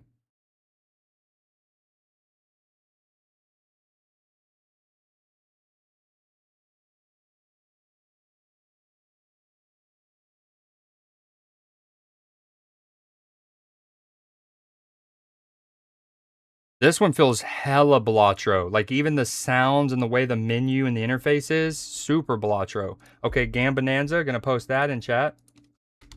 And then the other 5, y'all can just write down yourself, because this is taking too long to do. So checkmate. Thought it was a good time for a chess turn. Each round puts you into a new chess scenario, and each one acts as its own little puzzle. Like traditional chess, you'll simply need to capture all the opponent's pieces to win the round. And between rounds, you'll go to the shop, buy new chess pieces and upgrades to bring into the next. Nubby's Number Factory is a Plinko roguelite that looks like it was made in PowerPoint on Windows Vista. You work at a number factory, and your goal is to send a ball down a pegboard to make numbers go up. Despite this, like, crude flash game art style, the game is surprisingly well designed and will make hours pass by in what feels like seconds. Racoin is a coin pusher roguelite. I hate these in real life. They took well-earned quarters away from me as a child, but as a roguelite that requires 0 personal investment except for all of my available free time, yeah, I'm very into that. And you should be too. Infinity Sweeper is a Minesweeper roguelite. You heard me, the game we all played to pass the time back in the day while we waited for our crush to message us back on MSN Messenger is now a roguelite. This game basically just has you playing classic Minesweeper across multiple rounds, except here you can alter the tiles on the board to help you clear it faster, more efficiently, and more strategically. My crush never messaged me back, by the way. Yep. So those are some. This next one, okay. This actually looks really sick. This is called the No Law Tech Demo. We don't often show tech demos on here in terms of Newsday, but this one was sick. This is a State of Unreal. This is from about a week ago. Creative director at Neon Giant, here to talk about No Law, the next game from. Actually, I'm gonna save this for the end because it's 6 minutes, and that way we got 5 Newsday stories. I'm gonna push through, and then we're gonna show this at the end while I eat and take a little break. Okay, so another game that I am actually looking forward to, a game, it's called Into the Wind. They had their official announcement trailer 2 weeks ago. It looks very cool. My dearest Milan, today marks attempt 179 to uncover what hides in that peculiar cloud. Maybe it's time for me to take a step back. Let you run the delivery firm, huh? And Hermes wishes you. That's already cool. Into the Wind. So it's your airplane delivery system, cozy life sim. Much. There is a good life for you here on Santa Rosa, full of adventure. Dude, you also whip a motorcycle. Oh my god. People. Okay, wait. I obviously just saw a snippet and I was like, I want to show this for Newsday in my segment. This is cool.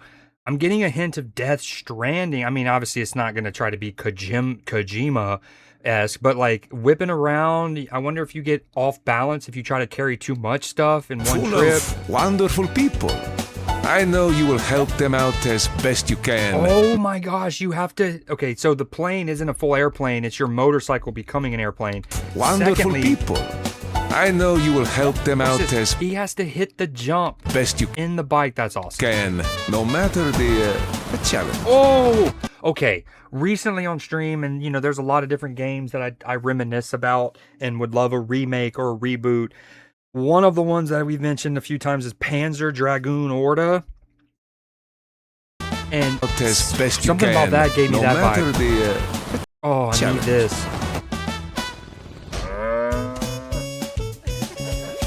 It does look like it needs to be optimized a bit more. Some of those shots got really kind of like choppy, but Don't return. Come find me up there. Signed, Uncle Umberto. Oh, okay, dude, And Into as the always, Wild, I'm into. Take off into the wind. Okay, Into the Wind. Hello. Hello. Warehouse House. The next story I was going to do, this was a perfect segue. Big Walk. We made Untitled Goose Game, and we're here to tell you a bit more about our new game. Hold on, first, Big wait. Walk. First. Into the Wind. Add to your wish list, very much so. Request access, yes, please. Nothing announced. Dude, you got to manage your fuel, your vehicle's health, your speed.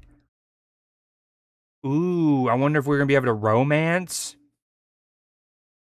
Dude, this looks cool, man. Like a life sim cozy game with a delivery mechanic, flying around. Dude.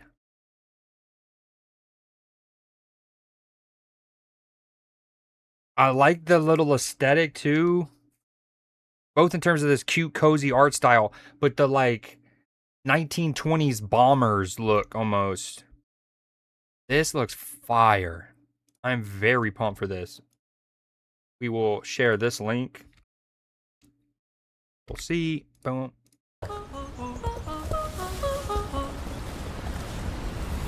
It's a game about walking and talking. Hey, what up? You and your friends walk around a big open world and talk to each other. Talking in Big Walk feels pretty natural. Ooh, look at that. But sometimes communication can get complicated. Let's check it out. Like maybe you get split up. Where are you two? Over. And while you explore, you keep talking using walkie-talkies. No, we still can't see you. We're going to try and get higher. Over. Copy that. Whoops. But sometimes, someone might accidentally drop their walkie-talkie off a cliff. Sorry. And all of a sudden, you'll have to improvise with other tools. Hello? Can you see us now? It's meant to be played with your friends, but how many friends is up to you. You can play with just 2 of you. Hello. Or 3. Hi. Or 4. Hello. Or if you really want, you can play with way more than that. Hello. Hello. Sometimes Big Walk is a game about making a plan for what to do next. Yeah, okay, it's just over there. If we head up this ridge and then down into that valley, we can get to the beach we saw the other day. You sure? So maybe you decide to head up this ridge, down into that valley, and get to the beach you saw the other day. But on your way there, you might come across one of these funny, sort of teamworky challenges that are all over the place. These challenges are how you make progress in the game, and they all make you work together in different ways. Like in this one, where you're separated by soundproof glass, and you need to figure out new ways to communicate without talking. So you do the challenge, and you get this thing. Ta-da! It seems important. So you keep heading towards the beach, and as you're walking, you see a train coming. It's headed in the right direction, so you all decide to run for it. Let's go, go, go! And you catch up to it just in the nick of time. So everybody jumps, aboard.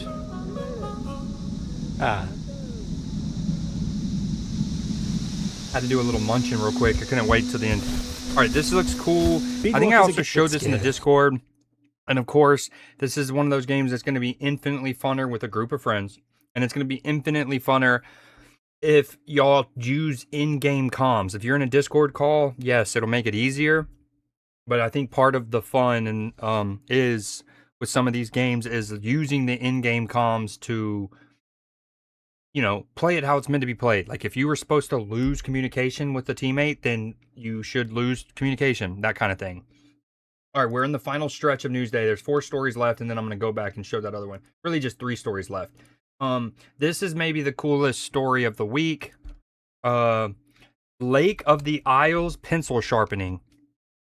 In a digital age, an ode to the analog in Minneapolis today.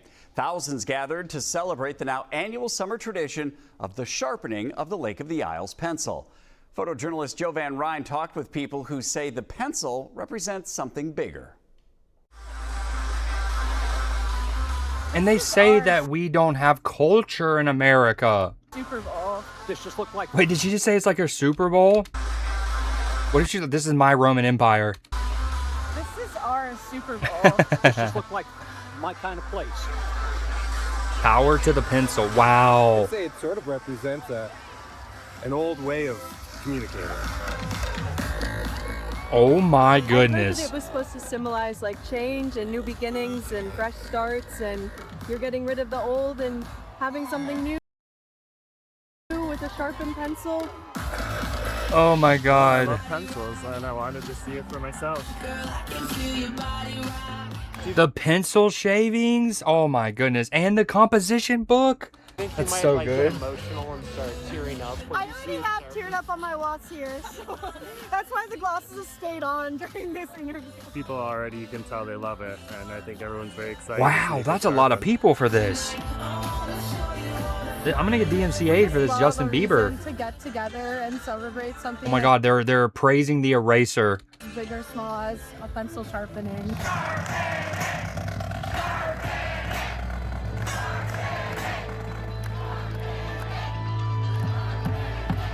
Sharpening. Oh, they were praising to the sharpener. My bad, not an eraser. Sharpening. And this is my weapon of choice.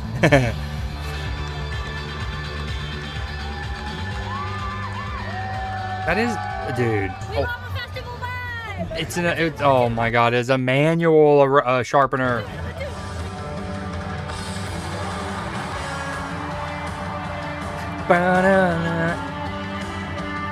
Oh, this is cinema. My life's a movie. Head ass. I love the quirky nature of both the Twin Cities. Who is this icon?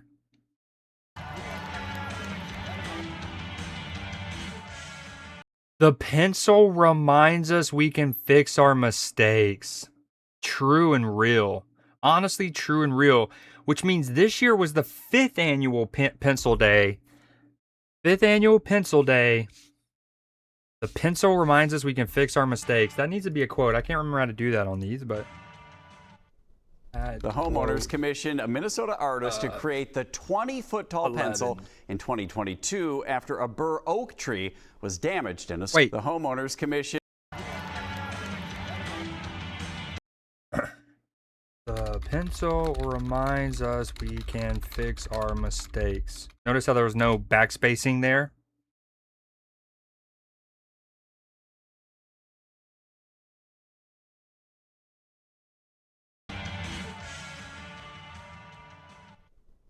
The homeowners commissioned a Minnesota artist to create the 20-foot tall pencil in 2022 after a bur oak tree was damaged. That's a smart, like your tree, like as somebody who lost several trees to the hurricane, making the most of it by doing that. Okay, next story. This one's another great one. This is a senior Wii bowling league. 2 matches into the 2026 season, and the UV Okies haven't dropped one yet. Their match against Town Village was no Okay. When I saw this video, I saw the headline and I was like, this is Newsday worthy, surely. And I didn't listen to a second of it. I didn't hear a voice or a sound or even a guttural noise. I was not prepared for the official, like a sports broadcast lead-in out of a commercial presentation for this. But 2 matches into the 2026 season, and the UV Okies haven't dropped one yet. Their match against Town Village was no exception. Can't make this up. A convincing win that pushed the streak a little further down the road. This is so and good. This match brought something worth celebrating. A resident qualifying for the top 8 for the very first time, earning their spot in the competitive lineup of over 40 bowlers. The roster is growing and the wins keep coming. The UV Okies are just getting started. 2 matches into the 2026 season, I'm in and love. the UV Okies haven't dropped one yet.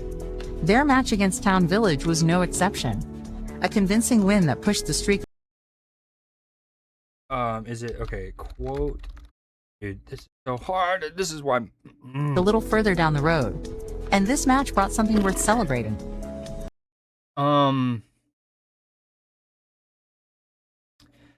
Yeah, so this is freaking incredible. A Wii Sports bowling league for seniors. Keep in mind, apparently Creed hates elders.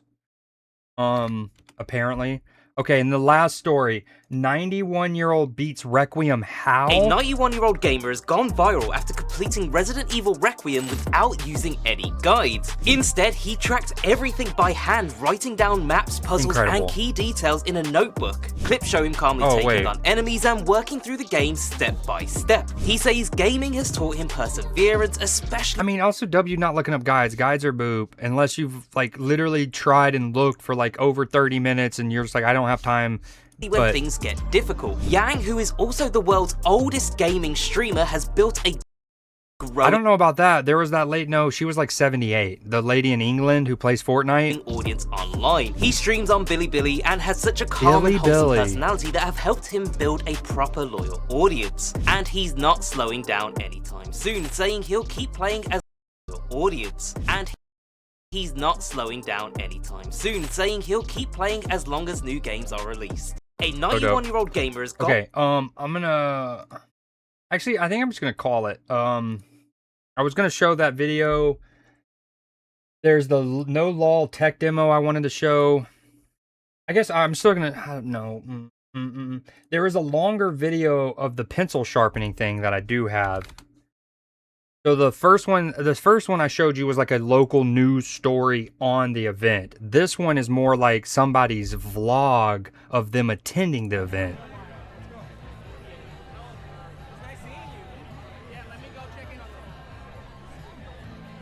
I'm gonna show this and then I'm gonna end it in stream.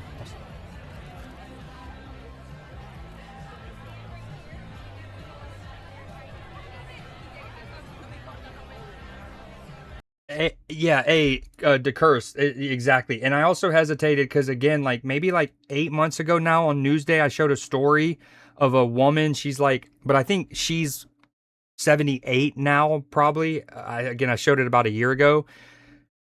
So in fairness, he has her beat. But I for a second, I paused and I was like, wait, how old is that lady? Like, it just didn't seem like it could be that definitive, right? Because you have a lady in England who's like 78, 79, and she streams on Twitch playing Fortnite like every day. And it's just like, there could be others. And yeah, you're definitely in contention.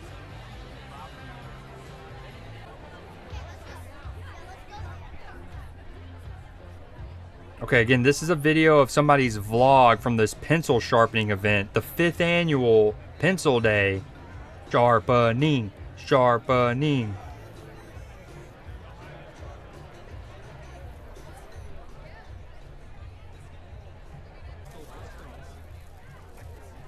Okay, they needed to edit some kind of lo-fi in here. I'll do it for them. Lo-fi.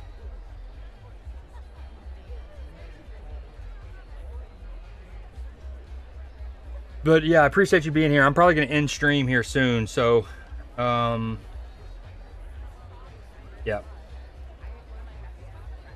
Okay, this video.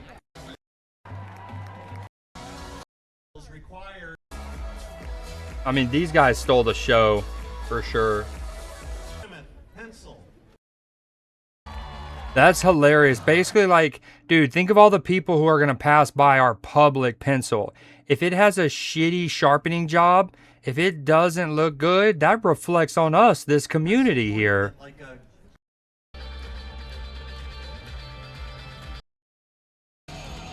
Sharpen it, baby. Okay, we actually have one more World Cup story. Because, you know, we showed a bunch of Scottish fans in Boston. Well, Scotland plays their last game in Miami, I believe. bagpipes have made their way from Boston to South Beach as Scottish fans keep the party going in Miami. It's a collision of cultures as fans anticipate Scotland's next game in South Florida on Wednesday. NBC News correspondent Jesse Kirsch is in Miami. Even though the next match is a few days away, they're already fired up there. How are the Scottish fans and the city of Miami embracing one another, Jesse? Christine, I've lived here for a couple of years now. I have not seen anything like this before. We've got hundreds of people in the streets listening to the bagpipes. Just a couple doors down from where we are right now, they've got salsa dancing, and through it all, in this roughly 100-degree feels-like temperature, people are in kilts. And when we talk about how many people are here, you mentioned the matches on Wednesday night against Brazil, but this place is already packed with Scotland fans. How do we know? Dude, that's going to be lit. Scotland and Brazil both trying to qualify and progress in Miami. You know, they mentioned the bagpipe and the salsa. They mentioned bagpipe and salsa, right? One of the things we showed on stream recently was this story, which was freaking awesome. Where is it? Anyways, it was like damn it, what happened to it? Okay, again, Scottish people have been in Boston. So essentially in Boston, there was a street performer who was playing some music, like a kind of jazz or something. And then one of the Scottish fans pulled out his bagpipe and and they made this like sick remix melody thing. And anyways, them mentioning the salsa had me thinking about that, because I'm like, dude, imagine the kind of hybrid music you can make with the bagpipe and then the, what's it called? With salsa hybrid? Game of Thrones. Most of this stuff we showed. Some of this stuff we skipped because oh yeah, here it is.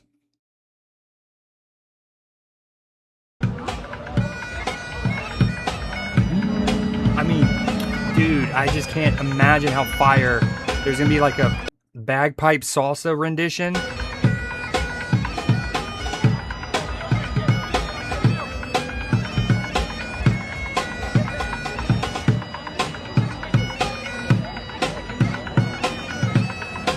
Absolute banger. Okay.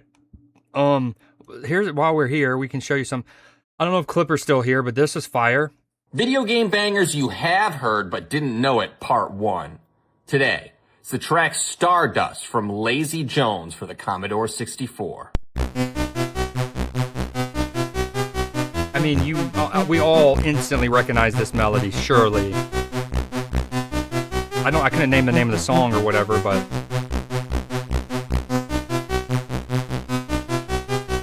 I've heard it 1,000 times. And it's apparently somebody called Zombie Nation. Took it from a video game called Lazy Jones. Video game bangers you have. So cool. And the two men dressed as Vegeta and Goku from Dragon Ball for the Japan versus Tunisia World Cup match, unironically, might be the best cosplay of them I've ever seen. Look at that. So good. Yo, what up, Sativa? I do. We actually played it on stream last night. Happy Newsday. Happy Newsday to you. This was so cool. Absolutely incredible cosplay. And again, y'all know me. I love marketing. I love good use of marketing. This is so dope. Japanese restaurant logo is simultaneously a Japanese crane and a hand holding chopsticks. It's so good. It's so good. I love like that. You know me, you know I love like that. This game Guys, looks cool. I think I founded a two-person indie studio, built an open-world co-op game, but the best part, this could genuinely be the next Wind Waker. It's like everything my 12-year-old self would have wanted. So you and your friends are a team of explorers on a crusty ship, navigating freezing waters with monsters lurking underneath you. You survive by catching and cooking fish, but here's where it gets interesting. A giant star falls, and you go on a journey to figure out why it's actually there. You pick a direction and sail. Each island hides fragments of a mystery tied together into that fallen star. But every biome demands different preparation, so along the way, you're upgrading your ship, sailing to new areas, and exploring a massive world filled with villages and NPCs. I'm Cloud, and I find co-op games. This is Northward. Guys, I think I found dope. the two-person... Looks dope. Northward. And the 2-2 is slugged to left. Back goes on Hell. It's over his head and gone. 3-0 Nats. They've hit 2 homers, 3 batters into the game. Actually, it drives it through, and that was just a... This is so cool. So you not only, there's not many Australians in Major League Baseball, as you can imagine. But this is, you have an Australian baseball player hitting 2 home runs in a single game for his first time.